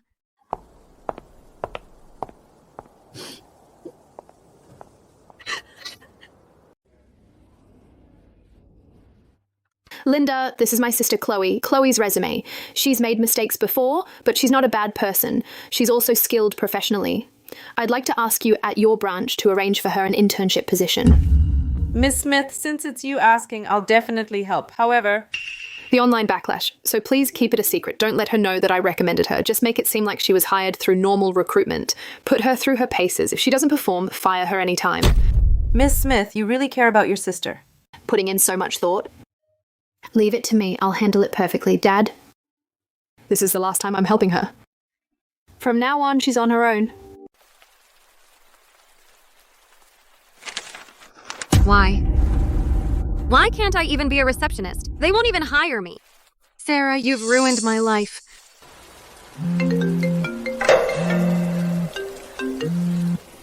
Hello? Hello, is this Ms. Chloe Smith? This is Apex Industries branch. We've seen your resume. We currently have an administrative assistant position. Room and board included, $6,000 a month. Would you be interested in coming for an interview and starting directly? Yes, I want to join. I can start anytime. Thank you.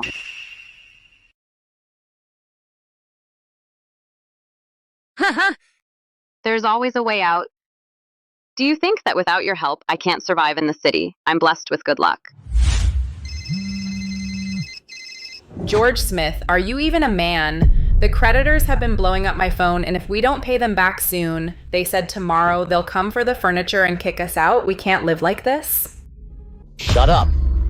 Do you think I don't want to pay? I've borrowed from everyone I could, and now even the loan sharks won't lend me anymore.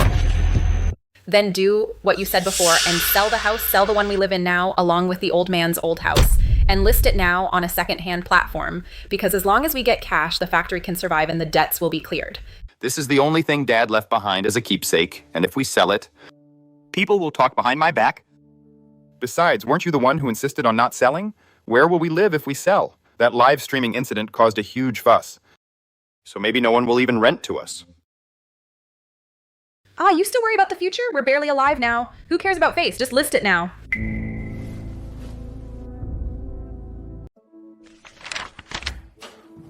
Ms. Smith, your brother George is in debt, so he's listed your dad's old house on a used home site for a quick sale at a rock-bottom price.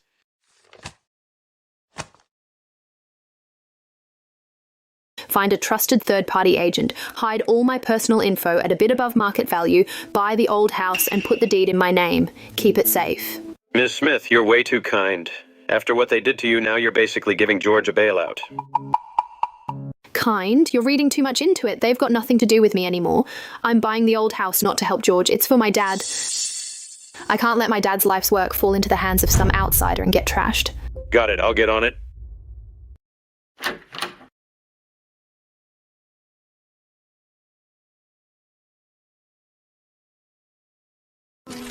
Hey, George! We've really turned things around. That house sold for a great price. This turnaround really freed up our cash flow. I told you I, George, am a natural businessman. Before, it was just bad luck. Now the business has come back from the dead. From now on in this city, who would dare look down on me? Exactly.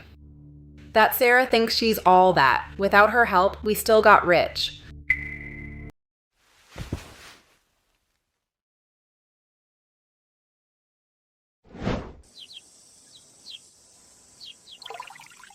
Sarah, take a break. Have a bite of this to cool off. Dad, it's sweet. When I make lots of money, I'll buy you big watermelons every day.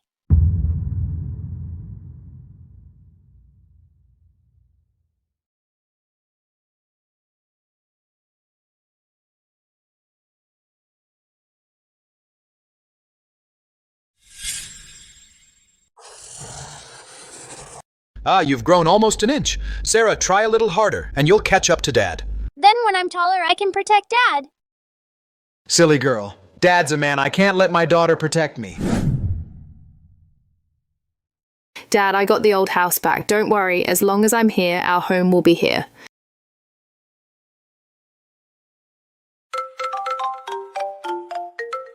Morning, Ms. Smith. Today is the former chairman's posthumous birthday. About the offerings for the cemetery, how should I arrange things? Should I order a larger wreath or prepare some special offerings? What special offerings should I send over? No need. Simple and tasteful is fine. My dad never liked extravagance. Quiet and low-key is fine. Don't make it too showy. Okay, got it. I'll take care of it right away. By the way, Miss Smith, the driver, Old Lou, is already waiting downstairs. Umbrella and coat are ready in the car. Also, the chairman asked about you. Again yesterday. He insisted I sound you out, asking if you've had enough leave. When are you planning to return? To the company and take charge? Everyone is looking forward to your return. Thank the chairman for his concern. After today's memorial for my dad, I'll clean up all this mess at home once and for all. Next Monday, I'll report back to the company. Great. Then I'll arrange your schedule for next week.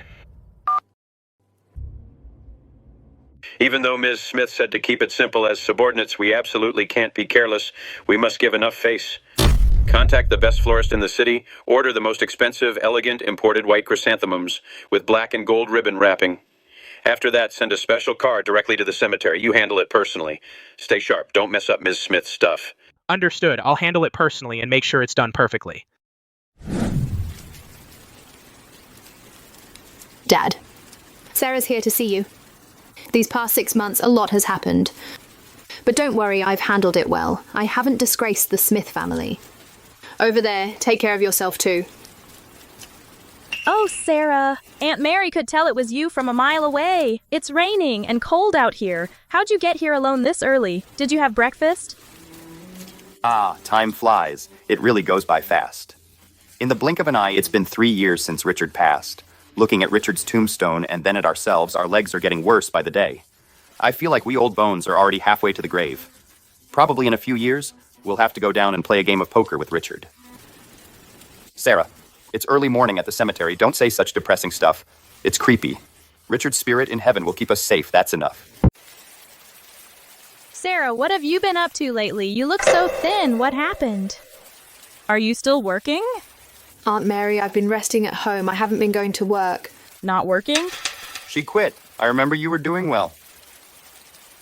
I just want to rest for a while. Sarah, not that Uncle John is trying to lecture you. At your age, how can you just quit like that? The economy's so bad right now. An unemployed loafer like you might not even be able to afford food. A young woman should be more settled. You can't be so restless. Don't think that just because you were some kind of supervisor, you're something special.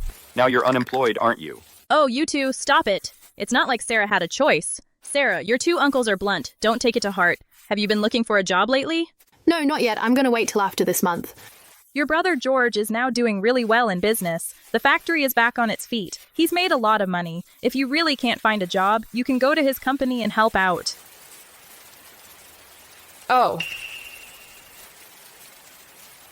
Our little shop can't accommodate Ms. Smith, such a big shot. Yo, isn't this our family's former busy bee, Ms. Smith? How come you're so free today? Standing alone in the rain. I heard the other day that your general manager position has been taken over by someone else. Oh, these big corporations are something else. They let you go just like that without a second thought. But Sarah, I've told you before, when a woman is too assertive and doesn't care about family, she'll suffer for it sooner or later. See? Karma has come knocking. Oh, Sarah, look at my bag. It's not a limited edition, but I bought it with my own earnings.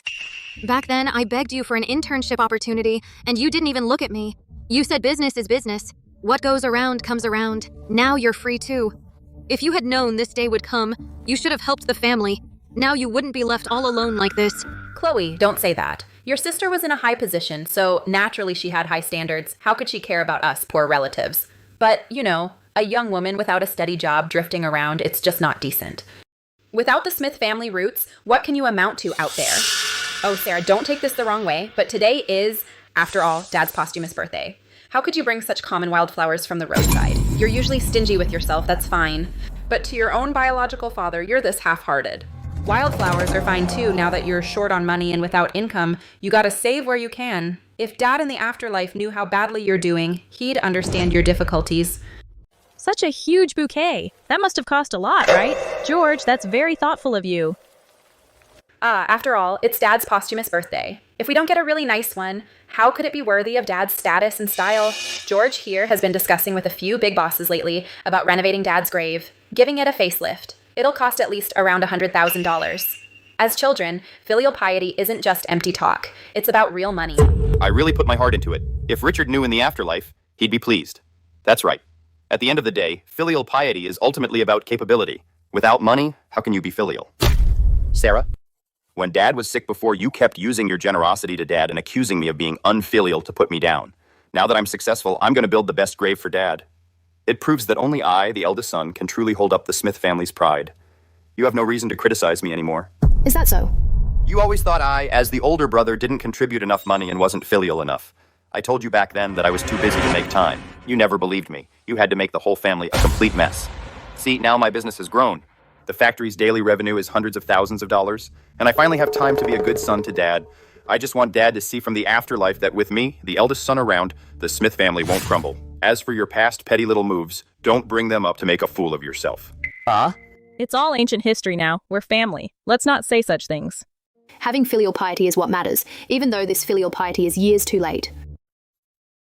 Your temper is still so stubborn, hard-headed as ever. If you had been willing back then to lend me money and listen to my plan, I could now snap my fingers and arrange a cushy job for you at the factory. But now you don't even have a job to fall back on. We're family. Blood is thicker than water. You insist on opposing the family. Why do you have to be like that? Just asking for trouble. I don't need George's help. Sarah, you're just being stubborn. You're just making yourself miserable. Look at yourself. Do you even know how old you are? If you keep dragging this out, the big corporations out there will all think you're too old. Then it'll be even harder to find a job. Do you think you're still the amazing Ms. Smith? How about this? Just swallow your pride, beg me, and come to our company. I can put in a word with the supervisor and recommend you to work as a receptionist or cleaner. The pay's low, but at least room and board are included. For the sake of family, I can't just stand by and watch you end up on the streets. I'm thinking about our sisterhood. You, a newly hired ordinary salesperson, can decide company personnel matters, you? Oh, Sarah, Chloe means well. Why are you so ungrateful? But to be honest, right now, you really are no match for Chloe. Chloe is young and pretty and has a decent job. Every month, she brings home a steady salary. If I were in your shoes with no place to stay, I'd be so anxious I'd lie awake all night long. Women have to accept their fate. You guys have fun. I'm leaving now. Oh, Sarah, don't go. It's so rare that we're all together, and it's raining so hard. Let's sit down and have a meal before you go. Exactly. Family doesn't hold grudges. Have a meal and let me talk some sense into you. You don't have a job now, and you need your family to show you the way. Come on, Sarah. Don't throw a tantrum like a child who never grows up. Your family would never hurt you. All right. Since the elders asked, we'll have dinner together tonight. A sister-in-law is like a mother. I can't just let you go hungry. George went out of his way to buy several $1,000s worth of fancy ingredients today. He said he wants to treat the elders. Sarah, you should come along and enjoy the treat. Usually you live alone. I bet you don't even treat yourself to meat. Great. Let's not stand here and get soaked in the rain. Let's go to my house.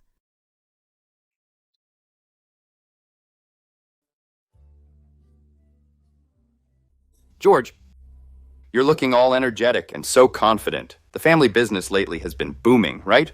You're truly the pillar of the Smith family. Uncle John? It's nothing special. Just landed a few municipal support projects, just hundreds of thousands of dollars in daily turnover. Really not a big deal. I'm swamped every day. It's exhausting. But for this family, it's all worth it. George is way too modest. Uncle John, let me tell you, we're thinking about buying a new house downtown. We're not picky. A detached house will do. Good location, quiet neighborhood. Otherwise, it wouldn't fit George's status. After all, the people we hang out with now are all high society. Money's not everything. It's secondary. I've always had one regret. I originally wanted to buy back the old house Dad left behind. After all, that's the Smith family's roots. As the eldest son, I should keep the family legacy. But who would have thought that buyer is so mysterious? I even had someone offer a high price, but they flat out refused to sell. How ungrateful. High price, I'm the buyer. How come I never knew? What a phony. Sarah, since you're out of work now, where are you living? You're not telling me you live in a basement for a few $100s a month, are you? Just an apartment in the city. Oh, an apartment. Sarah, apartments nowadays, the rent isn't cheap. At least a few $1,000s a month. And you're out of work, only spending, no income. How can you afford it? Young people are so vain. Exactly. No income, why live in an apartment? Just putting up a front. If you ask me, you should switch to a tiny old apartment or a cheap neighborhood.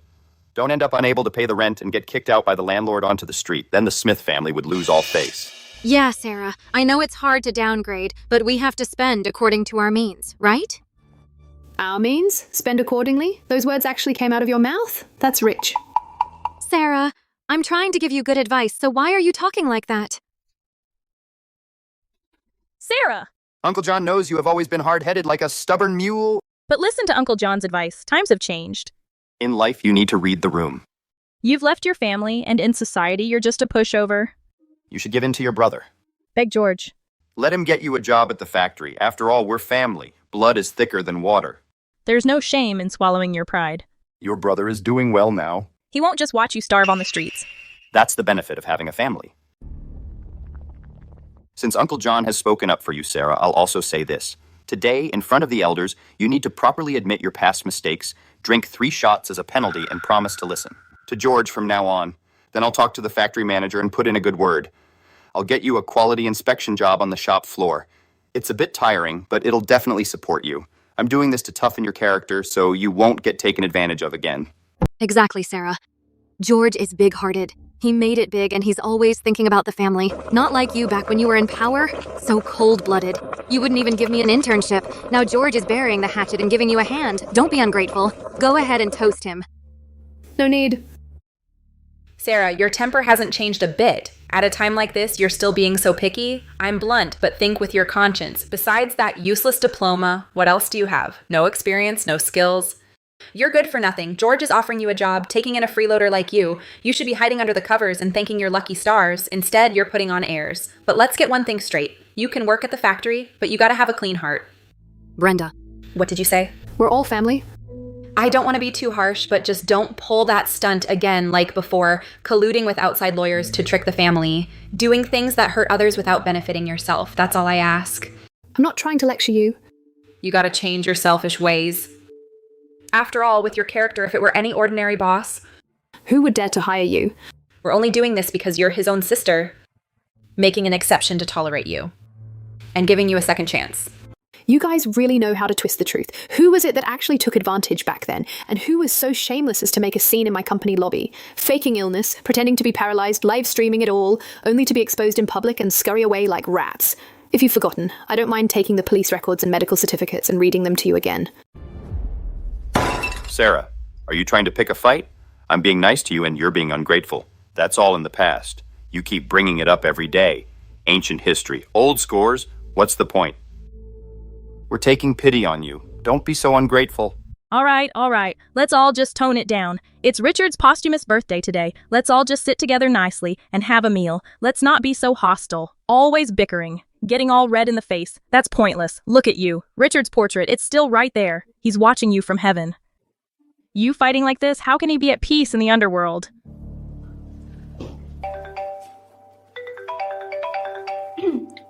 Hey, honey. Yeah, I'm having dinner with my family. Really? You actually ordered it? The newest one? The luxury bag? Oh my, you're too good to me. Love you. I'll find you when I get back. Bye. Chloe, who was that on the phone? Sounded pretty close to you. Are you seeing someone? Finding a good partner is way better than pretending to be tough out there. Much better. Oh, Aunt Mary, actually, he's my new boyfriend. He's always so generous and always puts me first, insisting on buying me these expensive bags and jewelry. I've told him many times to just live a practical life and get by and not to waste money. He just won't listen and says he can't let me feel neglected. Chloe's right, and she knows how to manage a household. For a young woman, no matter how much she studies or how hard she works, she still has to get married in the end. When she reaches marriageable age, if she can find someone caring and considerate who is willing to spend money on her, she should lock it in quickly. That's a real priority. For a woman, marrying well is better than having a good career. Ah, Sarah. Look at your sister. She's all set. As the older sister, how come you have no news? Do you have a boyfriend now? Don't always stay cooped up in your apartment, but go out more and try some blind dates. No. Sarah, it's not that Uncle John is relying on his status as an elder to nag you. Look at your situation now. You lost your good job and you can't even find someone to settle down with, can you? For women, their youth at best only lasts a few years. Once you're over 30, your value just plummets. Sarah, if you keep being so picky and dragging it out, you'll really become an old maid who can't get married. By then, it won't be you picking a good match, but the men picking you and rejecting you. Surely you don't want to grow old without someone to even fetch you a cup of tea, do you? Uncle John, don't trouble yourself with this. If I remember correctly, your eldest daughter is 32 this year, which is 3 years older than me. Isn't she still single and staying at home? With all this free time worrying about me, why don't you first go back and take care of your own family's affairs? Quickly find my elder cousin a good family that doesn't look down on her. You. Kid, how can you talk to your elders like that? I'm trying to give you good advice, and you say such nasty things. So Uncle John also thinks that constantly lecturing and pushing someone to get married is nasty. Then why do you think it's perfectly fine to say these things to me? Oh my, Uncle John, please calm down. Don't take it to heart. Sarah is out of work now. She's stuck at home all day with nothing to do. She's really upset. She speaks sharply without thinking. Can't blame her. But speaking of setting her up with someone, I actually have someone who is a perfect match for her. I've been wanting to introduce you to him. I've met him in person. He has a trustworthy face, and he's local. We know his background. He's 5 years older than Sarah. He knows how to treat a woman well. His family runs a construction materials business. He's in a good financial situation. If he's so well off, then how come he isn't married yet? Oh. He's divorced. His ex-wife left him because he was too family-oriented, and he has 2 kids, but he's made it clear. As long as the woman is obedient and sensible and can take good care of the home, money is absolutely not an issue. I sincerely think he's a good match for you now. He doesn't mind that you're unemployed. You can go and be an instant mother. You even skip the trouble of giving birth. You're not getting any younger. To be honest, this is already for an unemployed young woman like you the best way out. If you miss this chance, you won't get another one. Come on, Brenda, this match you're introducing isn't great. Divorced in his 30s with 2 kids, going to be a stepmother. That's so rough. Sarah is at least a graduate from a prestigious university. How does she match up with him? What's wrong with that, Aunt Mary? It's better for men to be older than women. Men are different from us women. Men get better with age. Older men have more life experience. And they have savings. They know how to treat their wives well. Sarah, let me be totally honest with you. What do you think? If you're willing, I'll send you his WeChat right now and you can meet him tomorrow. Would I ever steer you wrong? Brenda, since you think this guy is such a good catch and his family is so rich, and you can even skip the pain of childbirth, then why don't you go right now, divorce George, and marry him yourself? How about that? After all, why let good fortune go to someone else? What the hell are you talking about? How dare you talk to me like that? Can't you tell good from bad? I'm your sister-in-law, you know. For your marriage, I've been worrying myself sick, and you use words like that to disgust me? What did I say wrong? A man with such great qualifications, I've never seen you praise George like that. Since he's so good, of course I'll leave him to you, Brenda. Sarah, you're way out of line. Your sister-in-law meant well trying to help you find a match. Because she felt sorry for you, she wanted to find you someone to lean on. You don't appreciate it, fine. But you dare to curse us to get divorced? All the books you've read went down the drain. Don't you have any? Respect for your elders? Sarah, you really are getting out of hand. You speak without any respect. Don't you even understand that a sister-in-law is like a mother? Your brother and I, how have we wronged you? We've worked so hard to plan for you, and you're so malicious to take our kindness for granted. Sarah, do you really think you're such a hot commodity now? Back when you had power and influence, everyone played nice for family's sake and kissed up to you. It was fine to be a bit proud. Now look at you. No job, no status. You're just living off your inheritance, an unemployed loafer. With your condition, if you were on the dating market, guys' families would be very picky. They might not even give you a second look. I swallowed my pride and begged them to give you a chance. But you, bite the hand that feeds you. How could you be so mean? Fine, be high and mighty. I'd like to see, when you're old and sick, who's going to take care of you. Oh, all right. Brenda, George, please sit down. We're all family here. Everyone means well. Let's talk it out nicely, okay? If Sarah doesn't want to date or thinks it's not right, we can just not bring it up anymore. It's the holidays, after all. Come on, everyone, calm down. Don't let this ruin our family harmony.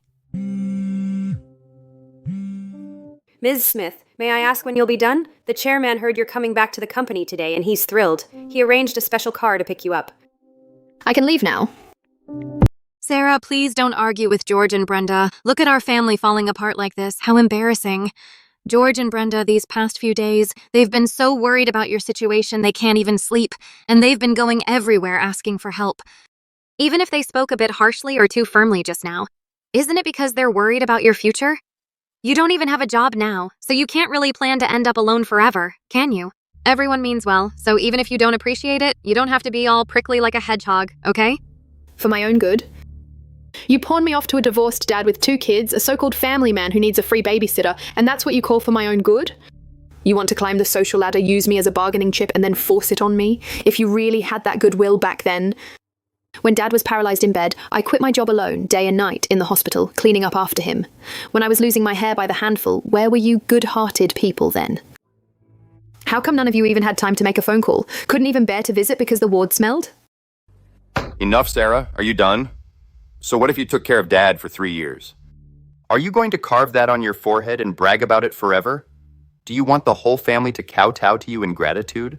Every time we sit down to eat, if we say one thing to you, you just dig up ancient history from years ago. Besides this one thing, what other achievement do you have to show off? Seriously? Exactly. Dad has been gone for 3 years, long laid to rest. You keep talking about taking care of the patient every day. It's so sickening. Besides, your dad's daughter isn't taking care of him what you should do. Why does it seem like you're the only one in the whole family who's been wronged? It's really tiresome to listen to. You need to broaden your horizons. Chloe hit the nail on the head. Sarah, your whole life, you've only relied on those few years of being a free caregiver to make a tiny contribution to the Smith family. It's just an insignificant contribution. What's there to keep bragging about? Look at me now. I casually spend over $100,000 to build Dad the most magnificent grave, and today I spent several $1,000s more treating the elders to dinner. That's real filial piety. That's what brings honor to the Smith family. What about you? You don't even have a proper job now, so what right do you have to boss me around? As the saying goes, fortune changes, 30 years east, 30 years west. You used to put on airs, but now your true colors are showing. George now has a daily turnover of hundreds of thousands of dollars. He's the most successful and the pillar of the Smith family. 100 times better than you, an unemployed loafer who only knows how to bring up the past. Just accept your fate.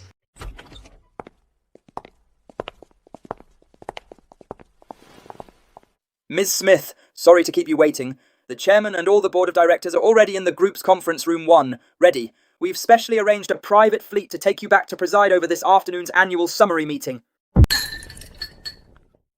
Ms. Smith.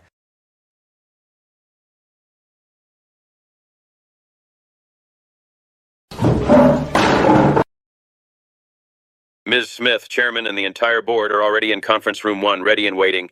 Reporters from major media outlets have also arrived. Everyone's waiting for you to come back and host this afternoon's annual summary meeting. Come back? Sarah, weren't you fired from the company and out of a job?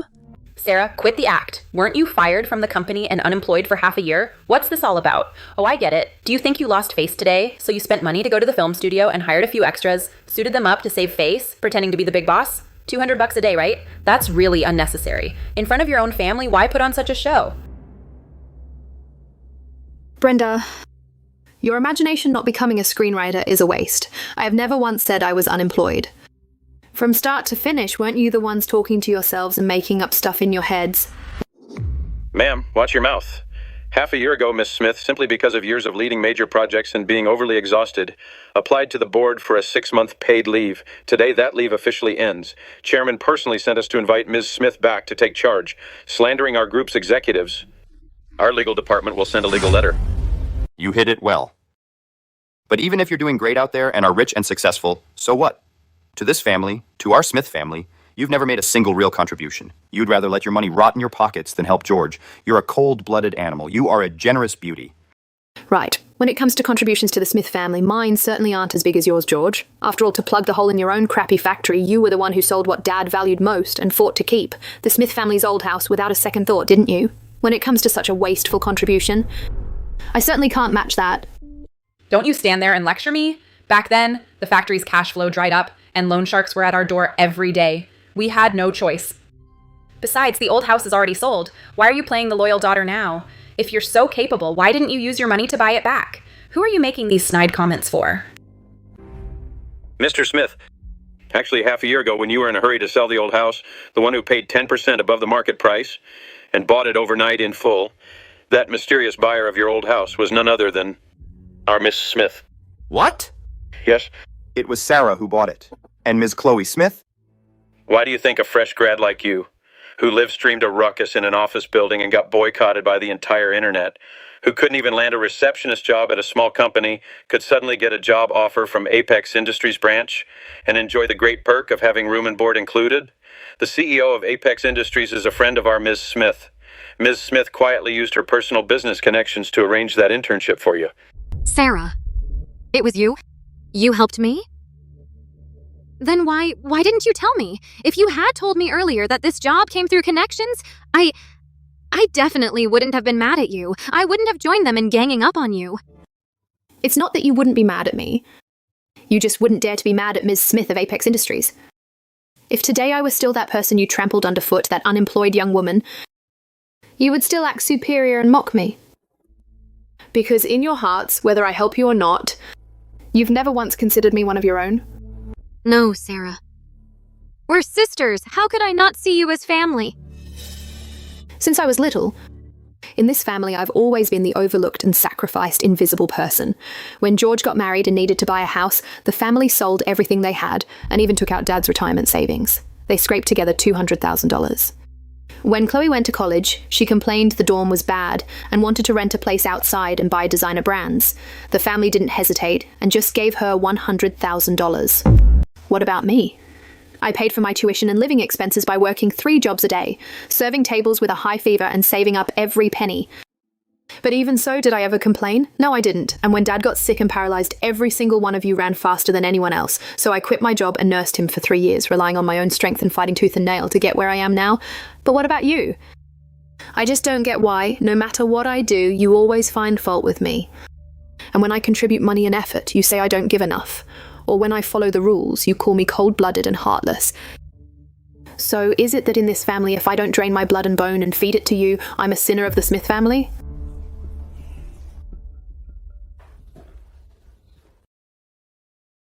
Sarah, it's my fault. As we elders were blind, and back then, we let your dad play favorites and didn't speak up for you. So the Smith family has wronged you, child. And you've had it so hard. Aunt Mary saying this now. It's too late. Sarah, you're saying all this and beating around the bush just because you think that when we were kids, the family treated you unfairly and that you were wronged, right? But be honest with yourself. Over 10 years have passed, and before Dad passed, he left you those commercial properties worth millions of dollars, which is what an ordinary person could never earn in a lifetime. So the grievances you suffered before, no matter how big the trauma, should have been compensated long ago, and now you stand here whining for no reason and clutching the past, which is really pointless. Exactly, Sarah. Doesn't everyone online say that where the money is, that's where the love is? You got from Dad the most money. What else do you have to complain about? Dad, seriously, on the surface, from childhood, he treated me and George as the family's treasures, but in the end... He wasn't fair at all, and the status of us 3 siblings is now worlds apart. What do you have to be upset about? Sarah, let me be fair. You took care of the old man for 3 years, which is true, but in the end, you got millions of dollars in commercial properties. With this deal, for anyone else outside, even if they hired a high-end caregiver, who wouldn't do it? You've gotten the benefit and still act innocent, constantly saying how wronged and how hard it was, so don't you think it's ridiculous? Anyone would be willing to do that. So why didn't you do it then? Let's be honest, you were blinded by greed. You wanted the benefits, but you didn't want to pay any price. Brenda, family isn't something you pick up at the market. It's not a bargaining chip for scheming or weighing pros and cons. Don't make yourself sound so noble. As the saying goes, a chronic illness can wear down any dutiful child. That's only human nature. If Dad, when he passed away, hadn't left you a single cent, would you dare say that in your heart you wouldn't have a hint of resentment? We're all adults here. Let's be honest. You yourself wanted to rely on taking care of Dad in his old age to get this inheritance. The fact is, now we have nothing while you're rolling in money. What gives you the right to criticize us here? George, using such dirty thoughts to judge others is absolutely absurd. You couldn't be more wrong. Pfft. Don't act so noble. The money still ended up in your pocket. Dad never gave up on you. Even though he's gone, he actually had already thought of a way out for you. You? What do you mean by that? What do you mean thought of a way out? A way out? Sarah, did the old man secretly leave something else valuable that we don't know about? Yes. What is it exactly? Sarah, just tell us. What Dad actually left us. What? It's something you all know about. In the cellar of the old house, those 3 jars of pickles. Sarah! Are you messing with us for fun? Who doesn't know those 3 lousy jars of pickles? Even if they were pickled to perfection, so what? Could they sell for millions? If you don't want to give us money, just say so. Bringing out a few jars of pickles to spite us? Haven't you always wondered why in recent years I suddenly came to have so much wealth? Actually, the rent from those 2 shops was just secondary. My most crucial startup capital came from those 3 jars of pickles. George? What's going on? Those pickle jars, what exactly is the trick with them? How would I know? Aren't those just the old man's favorite lousy pickles? Because what's inside those pickle jars isn't pickles at all. They are what Dad, before he died, saved up little by little. The gold bars he left for you. Gold bars. Are you serious? Don't try to fool us with that kind of talk. Where would the old man get that much money for gold bars? Do I have any reason to lie to you? Arthur is right here. This was Dad's wish. It's been notarized. According to Dad's final wishes, if you still have a conscience and are willing to come back to lay him to rest and fulfill your duty as his children, then the gold bars in those 3 jars of pickles will be handed over to you by Arthur Davis. Dad said, if George doesn't come and only Chloe comes, then all the gold bars go to Chloe. Dad knew you love dressing up and keeping up with others. He said these gold bars are for you as a dowry for when you get married. He was afraid you'd be mistreated by your in-laws. If you, George, had come, then all these gold bars would be yours. Dad knew your factory was struggling and you were deep in debt. The value of those gold bars, once sold, would be enough to pay off all your debts and greatly ease your burden. Even in death, he was still worrying about you, the eldest son. But all of this was contingent on you coming back. Too bad for you. You were so blinded by that will, you called him a senile old fool. You wouldn't even attend Dad's funeral. All you cared about was profit. No Dad, no family, nothing at all. George, I once truly looked up to you as my respected big brother. But you disappointed me. Time and time again. More than once I've lain awake at night wondering if I was really born to Mom and Dad. Why is it that we're both flesh and blood of the Smith family, yet you dote on Chloe so much, giving her everything she asks for, while toward me you're so cold and indifferent? Is it really true in this family that only the crying child gets the candy? You always handle everything yourself. You never ask me for help. So not asking for help is the reason I deserve to be ignored. You know, I could have had a very harmonious and happy upbringing. I could have had a reliable big brother to protect me, and a little sister who would cling to me and support me. Too bad you two ruined it all. From now on, there's nothing. Let's go. Yes, Miss Smith. After Dad's posthumous birthday, in that deep autumn, I received George's faded apology letter. And I also took Chloe's tearful apology call. I didn't tear up that letter.